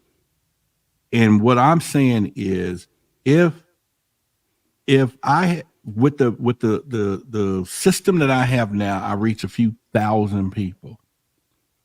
But then all of a sudden there's people who have support, or maybe they have the pocketbook where they now can deliver a message to reach 1 million because they can afford to reach 1 million. I can only reach what my reach is, and people are coming into it. But I will say this, if all of a sudden we knew we had some type of alien invasion, something coming, and there was a room over here that says, I'm going to give you survival tactics so that you can live, you and your family, $10 admission. And there are going to be a group of people. There are going to be some people going to say, no, I shouldn't have to pay, blah, blah, blah. But there are going to be a lot of us going to be searching in our pockets. I'm going to be like, shit, hold up, $10.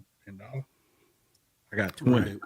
And then I'm like, Rob, you don't have it? All right, man, this will cover us both. Right, but if you make a stance that, nah, man, they shouldn't charge, I'm not going in. You're gonna, Rob, you can't die. We got a mission. I'm just talking, right? Yeah, no, I hear and you. I'm using these analogies because I'm a storyteller, and I want people to understand that we have to think outside this freaking box of reality, because there's information that you pay for that could be life-saving And then it's up to you to go give it out free if you want to, but somebody got to go through that door and get it, and then decide they want to come out to the masses. And it's no different than private party. It's no different than the event that they're going to attend down there. They're going to meet great people. They're going to have a great time. They're going to learn so much. It's worth it. They should get a ticket. And then some people are going to say, well, let us all in free, and then he has to go and pay the whole hotel bill, everything himself, to let everybody else in free who can care less and won't even donate $1 to the channel if he needed it. You get what I'm saying? And so I'm a little more different with that. Now, the strategy is, if you can get the crowd, like right now, to go bring in 1,000 more people to the channel, to his channel, and get 10,000 people watching his videos, he don't need your money. He can use YouTube's money. Right. So it's a trade-off. If the crowd is going to be vigilantes for the channel, then do that. But then there's takers, man. There's people who come. I get comments. You shouldn't be asking for donation. What the hell you come to my channel for? I'm here for you. I'm here, but I need your help. I can't lie. I'm not gonna lie, because there's been many times I was gonna quit because I had to go out and get a job, or I was driving Uber. I don't have to do it now, but I'll be up late at night. Then I'm going out drinking. I used to tell you I'm out 3 and 5, 6 o'clock in the morning. Can't get no sleep because I'm trying to make enough little money. But then I get on my channel and say, hey, if you want to contribute to the channel, I need your help. But luckily I got some very beautiful angels. There are some people out there who do support my channel. And of course, I'm making more way of, understanding the other side of this. But it does allow me now to create that destination place where they're going to come and get some real stuff, because I can get out there and get it. And I don't know. I don't know why I went on that rant. It's important to say. It's important to talk about, because when you get into this sort of, we'll just focus on ufology. This conversation is sort of tough to have, and it's good to have it. And I'm glad we're having it right now, because there is a fine line. There is a line. There is what you're talking about, which is, in order for a channel to continue in for your time to be able to be applied to bringing the viewing entertainment, then you either have to have this full-time job where you don't have the time to do this, or you have to, come across some kind people who value and appreciate what you're doing and give support. Now, but there is, and I just want to make this differentiation, if that is a word. Okay. Differentiation. And if it's not, we understood it.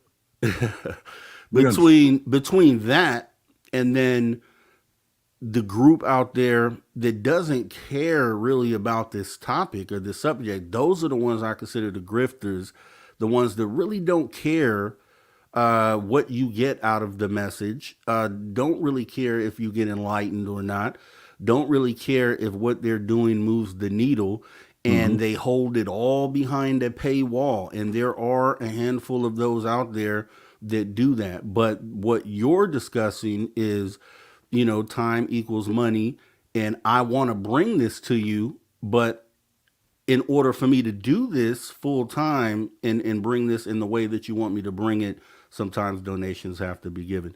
And I'm totally okay with that. It's just the ones that hold the information behind the paywall say, I'm not telling you anything unless you give me some money. And then the information doesn't even be anything that's mind blowing. You know what I mean? So I get the difference between what you're saying. There are people that,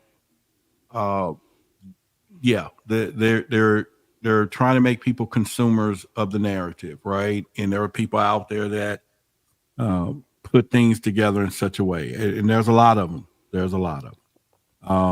And when you think about our channels and what we're trying to do, so I'm sure when David Grush, goes to CNN or News Nation, they're giving him a bag, right? But yet we collectively want to hear from him personally, but we can't. Now, it's not that he's not open. If we can give him a bag, he'll be here telling us inside stuff too. But we don't have the war chest to fight that system. Right. So at some point, we stay up and I read these books back here, which is just nothing compared to the books I have there. And I take a little excerpt out of it a little bit and I spill it into my conversations to my audience so that they gather some information. But I took the 10 hours to do that. And I'm okay with that. And and that's what I'm here for. I'm here to be a servant to them, to you all, whoever who's listening to our voices. And I'm proud to do that. But I also want to be able to deliver it to you in such a way that you know what you come here for and you come to do some things. And so that's the side of ufology that I was getting a while back when, people say, well, we don't want to do this, but they're selling their books. They wrote books to sell because that's the way they thought they'll be able to go out and get speaking engagements so they can speak on what they know. I have no freaking qualms with anyone, anybody who's listening to our voice now. If you're an expert of something that you don't put your time and learn and everything, and I'm trying to gather, I'm not, I can't pay you. I'll pay you for the result. But if I got to pay you for the process of what you went through and everything you did to learn and know what you know, I can't put no price on that. Right. Right. And if I'm going to do that, I have to write you a check for real. Right. So it's all about making life better through information if people will consume it and everything else. And so, it's hard, man. And we've known many people that dropped out of the game of trying to talk about this stuff because they can't make it financially. You got a wife that's telling you, no, that UFO stuff is silly. You need to go to work at, right now, this time that people want to hear from you. Right. Right. Yeah. You get what I'm saying? And it's a lot of, I am very fortunate that I hate it, but it's probably been the best thing for me to be divorced, by myself, responsible for me. And I'm able to put thousands of dollars in studio equipment, and all of this stuff, learning, because I'm a long way when I was 3 years ago. But I'm not even where I'm going to be tomorrow. I want to be one of the best. I'm going to deliver in such a way that they're going to understand this dude put some work into it, but I understand I enjoy the content and I'm learning from it. And it's life changing because I'm not here just to be playing around. And so you see that right there. That's what I'm talking about.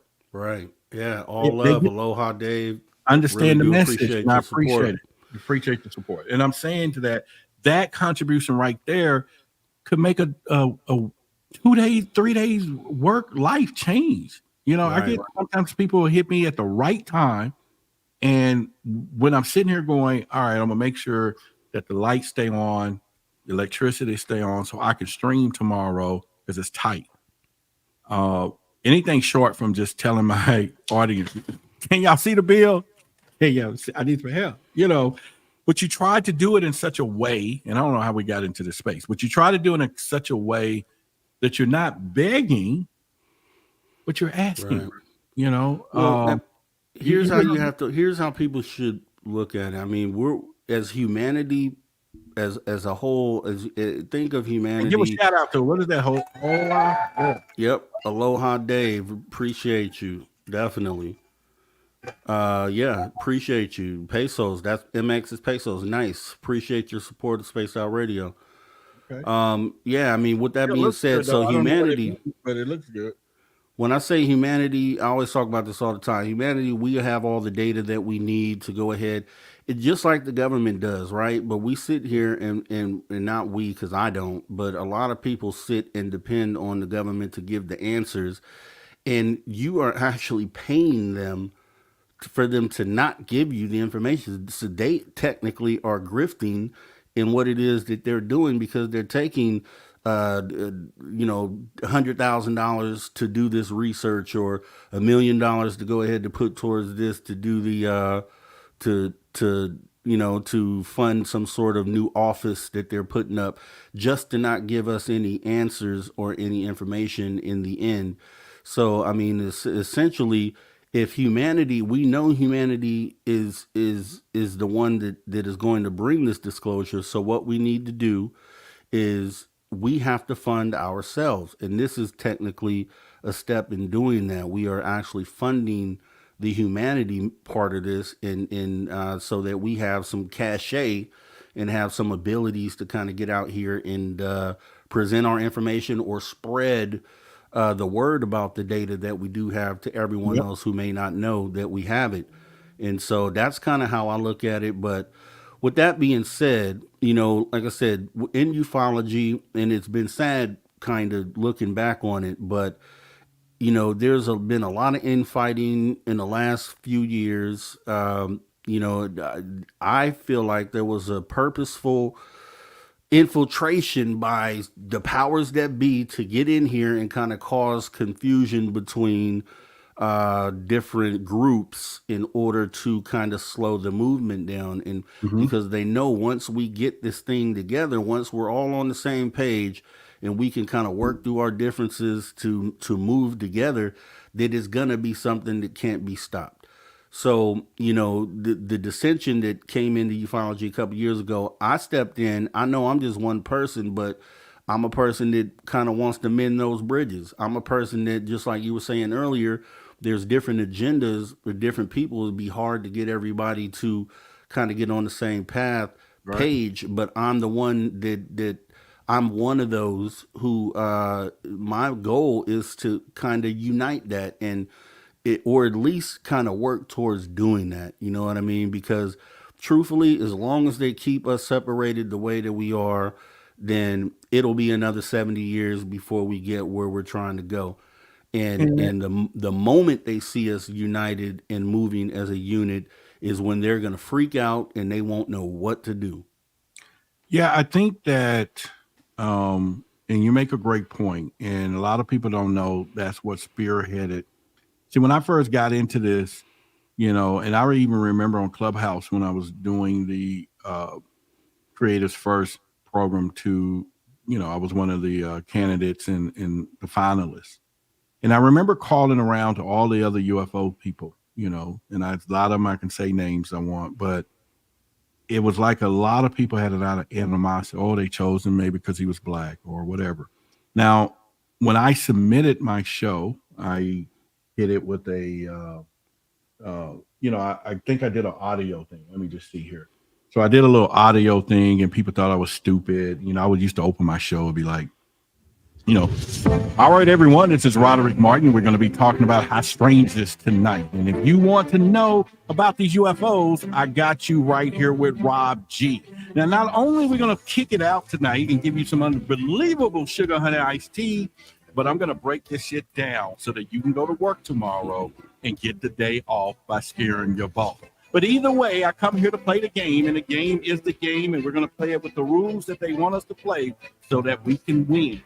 And so I come in this thing, right? They didn't say who like, oh, he coming in like a radio or whatever. I'm coming in. So we're gonna hit it. We're gonna hit this thing. And so to do that, we come in with the intensity to really understand it, the infotainment side of it, but the information side of it. And I was treated really bad. People was like, oh, this and this and that. But I ended up winning. Career took off, different things. I'm now going to start my own production company in the future so I can get the content and do more and more and more. But there's a lot of people out there, man, that we couldn't come together as a collective, and they're not going to share their guest information. Hey, man, I want to interview such and such, even though it's the benefit of their guest. Their guest is marketing their books or whatever. But you got to call them yourself. They want to be on a show. They want to get exposure for their book. Give me the number. Right. So I'm telling you, I ran into it like a ton of bricks. My audience was like, Roderick, get such and such. And I can't go and tell the audience, and I'm making this up so y'all don't go this way, that John Davenport told me on the email he wants $500,000, not 500,000, but he wants $500 for an hour. I don't have it. But I go to the audience and said, we need to get John Davenport his fee is $500. Now I'm in trouble because I don't put this man's business out there. Right. But yet my audience will probably come together and get him. So now I got to do this privately with some of my benefactors and angels and say, hey, can we get him? And those angels sometimes come through for the rest of them. Yeah. It's a difficult task. So I start studying, how can I do a show by myself? How can I get the information and relay it by myself? It doesn't cost me to buy me or to pay me, because I'm in it to win it, and I'm in it. I love my people. I love everybody. And so it changes the passion for it.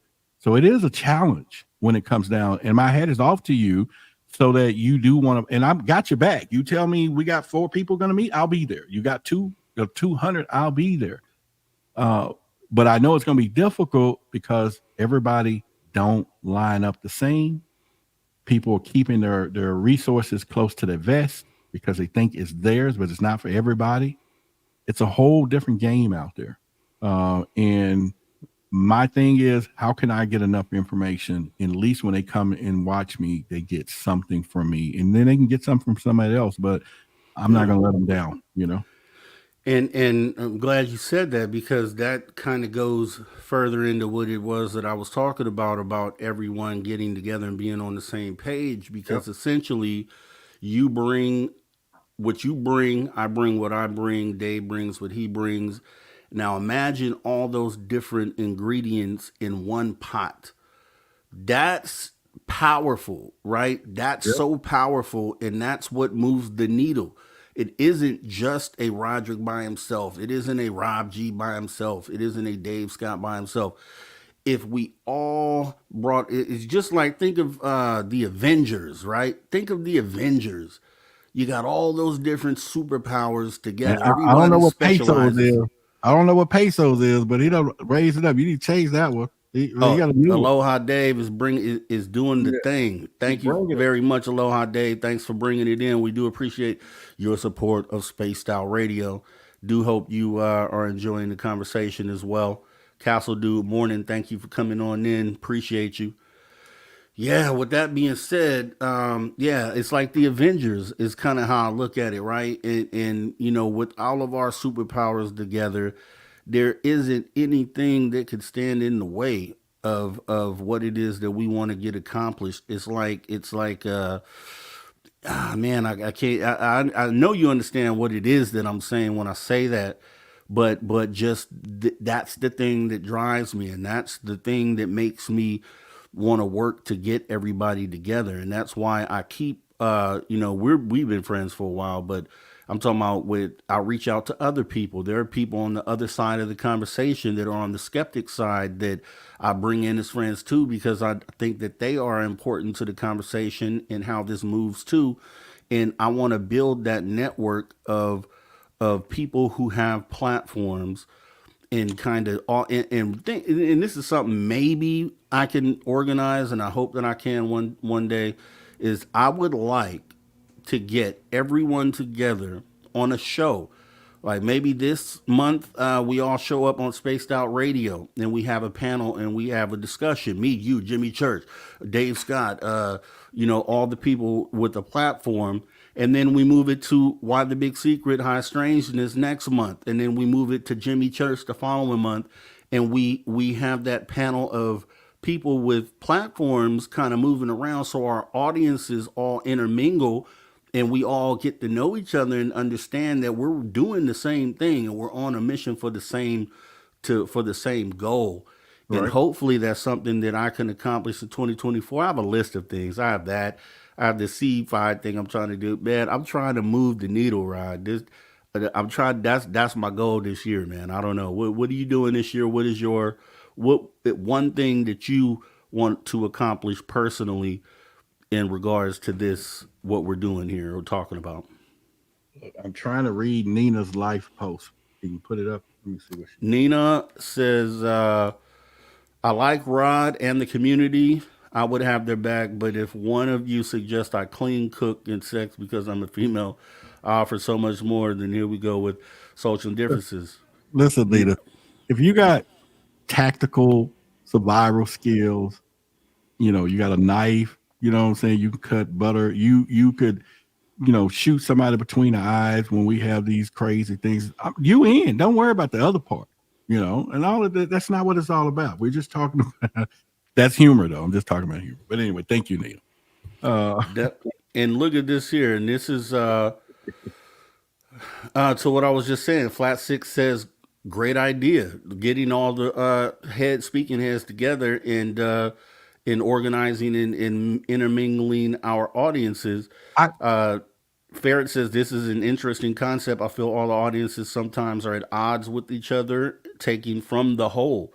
That's the reason why. That's exactly why. I think it'll be. I know some of these people, and I know the egos and how they see things. Nina says you're welcome, Rod. Love y'all. Yeah. Thank you too. I know that some of these people will not. And this is why, with us starting out, we have that open mind of what we're trying to do and what we want to do. But some people begin to say to themselves, they didn't come to see the show, they come to be the show, right? And I used to say that to myself, that's your confidence of it all. I think what you have to do is create a groundswell underneath to where you get the ones we can get to start this movement. And then from there, as it grows, then it entices that snowball to consume some of the others. And I'm not, like I say, calling out names, but I know there's some that'll do it, and I know there's some that ain't gonna play with it. And it's just because they are who they are. And it is the audience time to speak up, to begin to ask for more from us as a collective. And can we come together? Can we do some things? Because I talked about doing a couple of seminars, and a few people was like, it's how much I get or how much I get. And I get it, because you do want to do. I mean, people do, do other things. But I'm with you, man. I think if you find the right people that they're willing to work together as a collective, like Dave, yourself, myself, there's a few others, but there's a few out there that you're going to have a trouble with trying to reel them in if it does not benefit them on the other end of the spectrum. Yeah. And we know, and I know some of them personally. I've done some things with them personally. I know how some of them get. And I work really hard to be requested at some point, but then I also know that, we can make our own movement and stuff. So it's one of those things. I got a question for you though. Shoot. Let's go here. All right. So you see things from a humanitarian side of things, and we talked about disclosure a while ago. We talked about, giving the people the decision to decide for themselves if they want to go left, if they want to go right. And I know there's people going to say, well, Roderick, we're not going to talk about where there's some apocalypse coming, or maybe there's some invasion. Maybe there's things that we're not here, or, what's happening. And where I'm getting ready to go with this is this. But at what point for you, if we get any information, what would you deem something that you will feel that I just don't think they need to know this? If you had to think about it, because all the worst case scenarios out here, because we done talked about stuff, what would be the thing? Or would you just say, you know what? And I'm gonna let you answer it, but is there something that you will say, nah, they don't need to know that shit? It's a good question, and I've thought about that. I've thought it out, and I'm not when I say catastrophic disclosure, I'm not being selfish. I'm not, I'm thinking. I just feel like in any situation, whether it's any situation where you have to sit and make a decision about something that affects your life and your family's life, that you should have all of the information up front. Mm-hmm. So regardless how bad it is, because I'll tell you what, if we hope they're here for love and light, a lot of people believe that that's why they're here. Some people believe that they're here for other reasons. Some people with the abduction situation believe that there's some people they're just not even bringing back. I would want to know that. I go, I drive down, like for instance, we're going to Reno. I talked to Tomath Man out in the audience. He might caravan with me, but I drive from Las Vegas to Reno, which is probably 300 miles of just open desert. So at night it's completely dark. And I would like, before I took that drive, I would like to know what I might encounter on that trip. So if it means I might encounter extraterrestrial because they come here all the time and they could find me out there all by myself on that back road somewhere, I would want to know, instead of finding out when I'm on that dark road, that this is a reality. So, and I think I would hope that everybody else would want to do the same, because it's just self-preservation at the end of the day. And so it doesn't matter how bad it is. Would you want them to tell you if an asteroid is about to impact the Earth and pretty much kill half of the planet, or would you want it to just happen and then you find out afterwards? I guess that'd be a Let me question give right you a back true to you. story. I'm gonna give y'all a very true story. This is a true story. I went to the hospital and they gave me 24 hours to live. This was several years ago.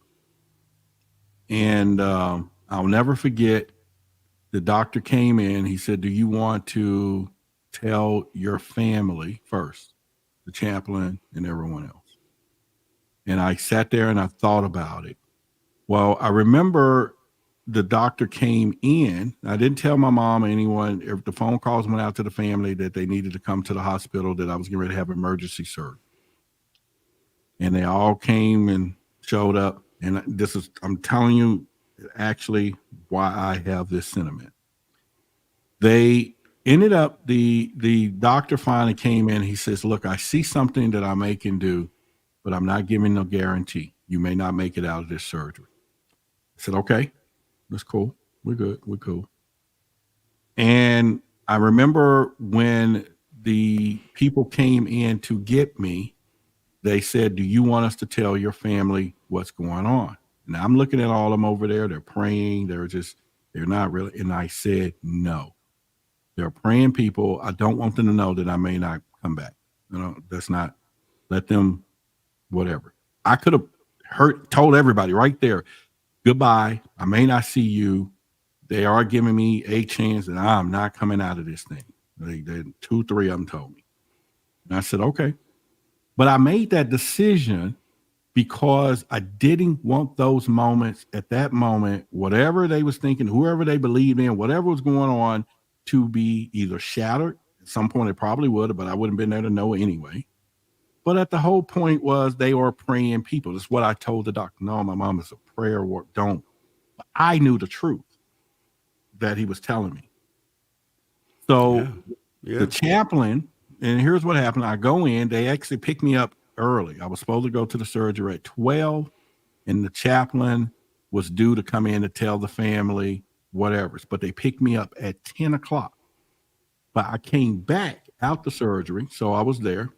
The chaplain walks in. Now my family is hysterically crazy because now you know what that chaplain is there for. And so I looked at the lady and I told her, I said, well, what's the deal? Why are you here? She said, well, blah, blah, blah. I said, hold on, ma'am. And my mom thought I was livid because I'm talking to the chaplain crazy. I said, listen, you need to start working off the damn spirit. She's talking, what are you talking about?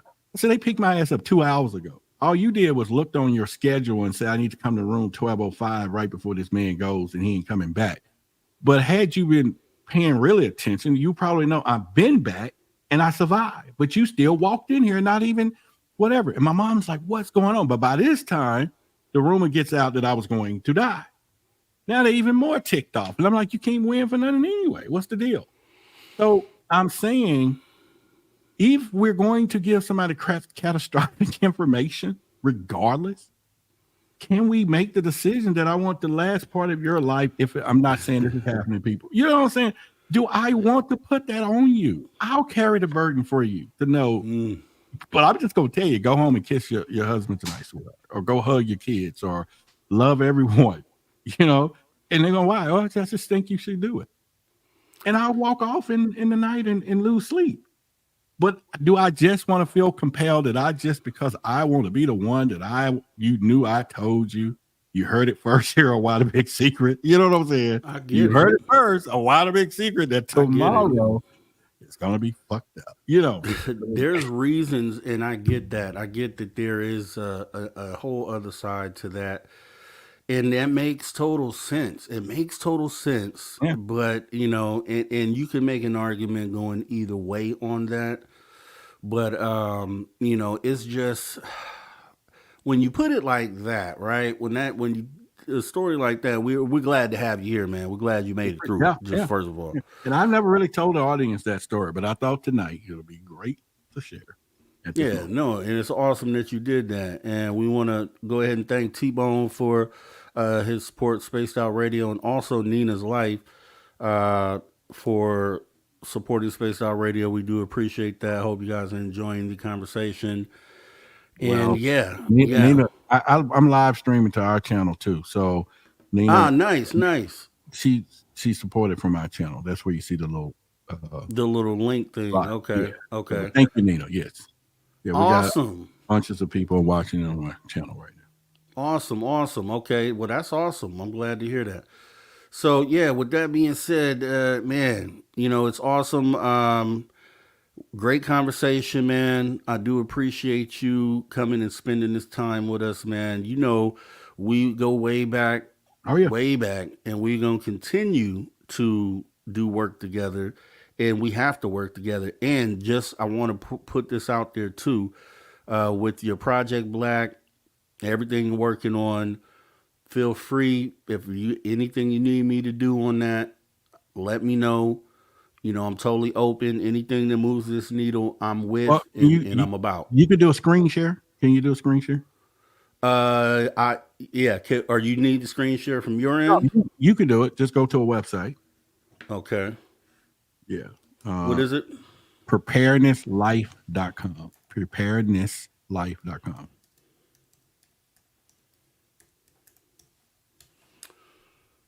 All right. Let me see here.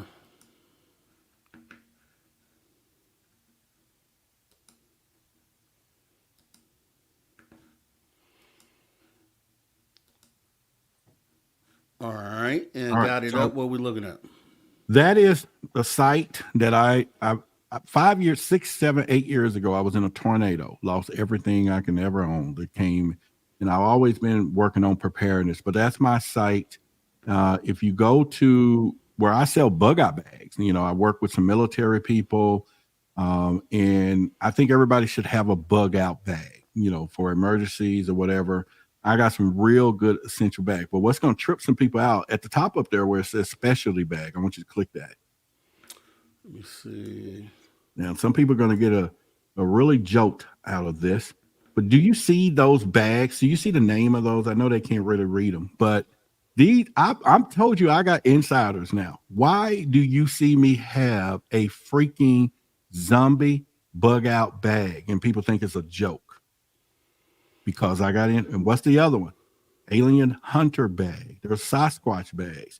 I'm dealing with some real key, and we talking, they got night vision in some of these things, two-way radio, stuff that ain't gonna work if something goes down. And then I could say bug out bags and all those stuff. So that's crazy. Yeah. And so I tell people, you know, and I sell a few of these, and I've been doing it for, you know, for a while, but now I just brought it more out to, you know, I didn't want to let people know, yes, it's one of my projects, my company. And I used to go around a homeowner association and having people do preparedness for their homes. Even people watching now, you know, a lot of them got kids. I guarantee you, Rob, I can walk in some of these people's house, and I have a little emergency preparedness book that I used to do, and I can walk into their kitchen, and I guarantee you, I can look up here, all the cookies and cakes and all this is locked from their kids. Yeah, they be climbing up there trying to get it, and I can open up the bottom cabinet with no locks, and there's poisons down there from bleaches and everything the kid can drink and get to. You know what I mean? Man. And I tell people, like, my house was hit with a tornado. We lost it all kinds. If you go to the About Me page, you can see the pictures that we were in the tornadoes, you know, for the house. And I'll tell you right now, everybody needs to have a pair of shoes by the bed that you don't move. Just keep them there, tennis shoes. I'm telling you out of experience, because when all the windows were shadowed, and you hopping out the bed in the middle of the night with no shoes on, everybody's feet was getting cut up like crazy. Right. You know, everybody, you know, and so these are little things that I will tell you. But when it comes out to a bug out bag, I tell my daughters, you know, I don't want to know when you totally get into it with this dude unless he really put his hands on you. But if you call me every time y'all get mad, I ain't gonna never like him when you love him. Never. Yeah, look. So take your bug out bag and you get off the grid for 2 or 3 days, and you have everything you need because it have a little debit card and a little cash, and you can just live off the grid. Don't call me unless you don't want me to like him no more. Look, you are preaching to the choir right now, my guy. You don't even. I'll talk to you about it, but yeah, okay. But yeah, no. To add to that, yeah. I mean, everybody should have some sort of bag. I would suggest, and I'll tell this story because I used to, and I said this on my show. I used to look at doomsday preppers like, dude, these dudes are wild. Like, what are they talking about? They're preparing for what? Preparing. But then I realized that you don't really need a reason to be prepared. It's better. It's just better to be prepared than not. You know what I mean? It's a problem when you are not prepared. When the disaster strikes, it's not. You can go to the homepage. There's cheaper. There's $100 bags. You know, 5 days, 6. There we got one called the MOAB. It's called the mother of all bags. It's got the food. It's got, you know, one person can live 30 days off the grid. I'm talking you get off the grid. But I have one in my car. I got one up here. I got a red big one right over there. I used it the other day when it got real cold in Texas and everybody ran to the store. I had food in my bag. You know, I was like, shit, let me just open it and get some snacks and, you know, real high stuff you can live off the land. Now, don't get me wrong. I'm not going to feed me like a 16-ounce steak, but I'm surviving. Water, you know, all kinds of stuff, man. And so from rounds, you know, all your stuff, man, you just want, but there are things happening that you do want to be prepared. And I know these preppers, you know, and all that, man. But I just appreciate let me just share that with everyone. You know it. And they get 10% off if they do the word bug out on the other stuff. And then the specialty bags you use ready, you can get 15% off. But you know, anyway. All right, got it. And here's what I would also suggest. One of these, and actually I have 2 of these just for you guys. If you guys have put together some bags and you have a bag, get yourself one of these. Did you see that other bag on that picture? I just said it. I got 2-way radios in them bad boys. You know, these specifically though are ham radios. So if you can listen to what's going on, if the ham, if the stuff hits the fan, you want one of these. You can get these on Amazon for, truthfully, you can get one of these for as little as $25. And it's so cheap to get one of these that you should get like 5, and you should put them in different locations just so. And believe me, if the grid went down, if the cell phone network went down, you definitely would want one of those. Yeah, and another thing, give people some advice, because I'm doing that a lot now. I'm going to incorporate preparedness in all of my conversations as of 3 weeks ago, and I'll teach things along the way. So right now, if you got children, and I want you to do this. You have to pick a location somewhere that you tell them if something happens, because this happened to me, that we're all going to meet here. Because a lot of people don't have a emergency bug out plan for the family. Because you think you're going to run up to the school and just go get them. But what happens if this thing is big and they don't know where to go meet? Y'all all have to have a meeting. The wife, the kids, everybody just know if anything happened, everybody go here.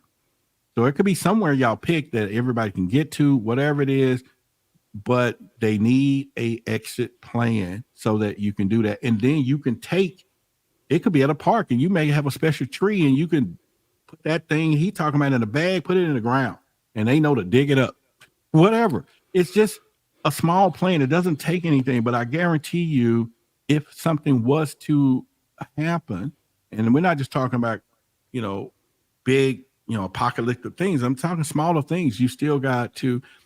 My kid, when I was, you know, we was divorced from the she-wolf. That, you know, only y'all heard of she-wolf, but I had 2 she-wolves. But the whole point was, the stepfather didn't pick up my daughter from school because he was mad at the mom, and she followed one instruction. And I told her, you stay at this place if anything happened. And I shit you not, 9 o'clock at night, the school teacher, she was 7 years old, come back up there to get something. And my daughter was still sitting on the front porch because that's what she was told to do. But neither me or her mom knew that she wasn't there. And I was livid, by the way. But what if she's been walking the streets and got kidnapped or something in the point?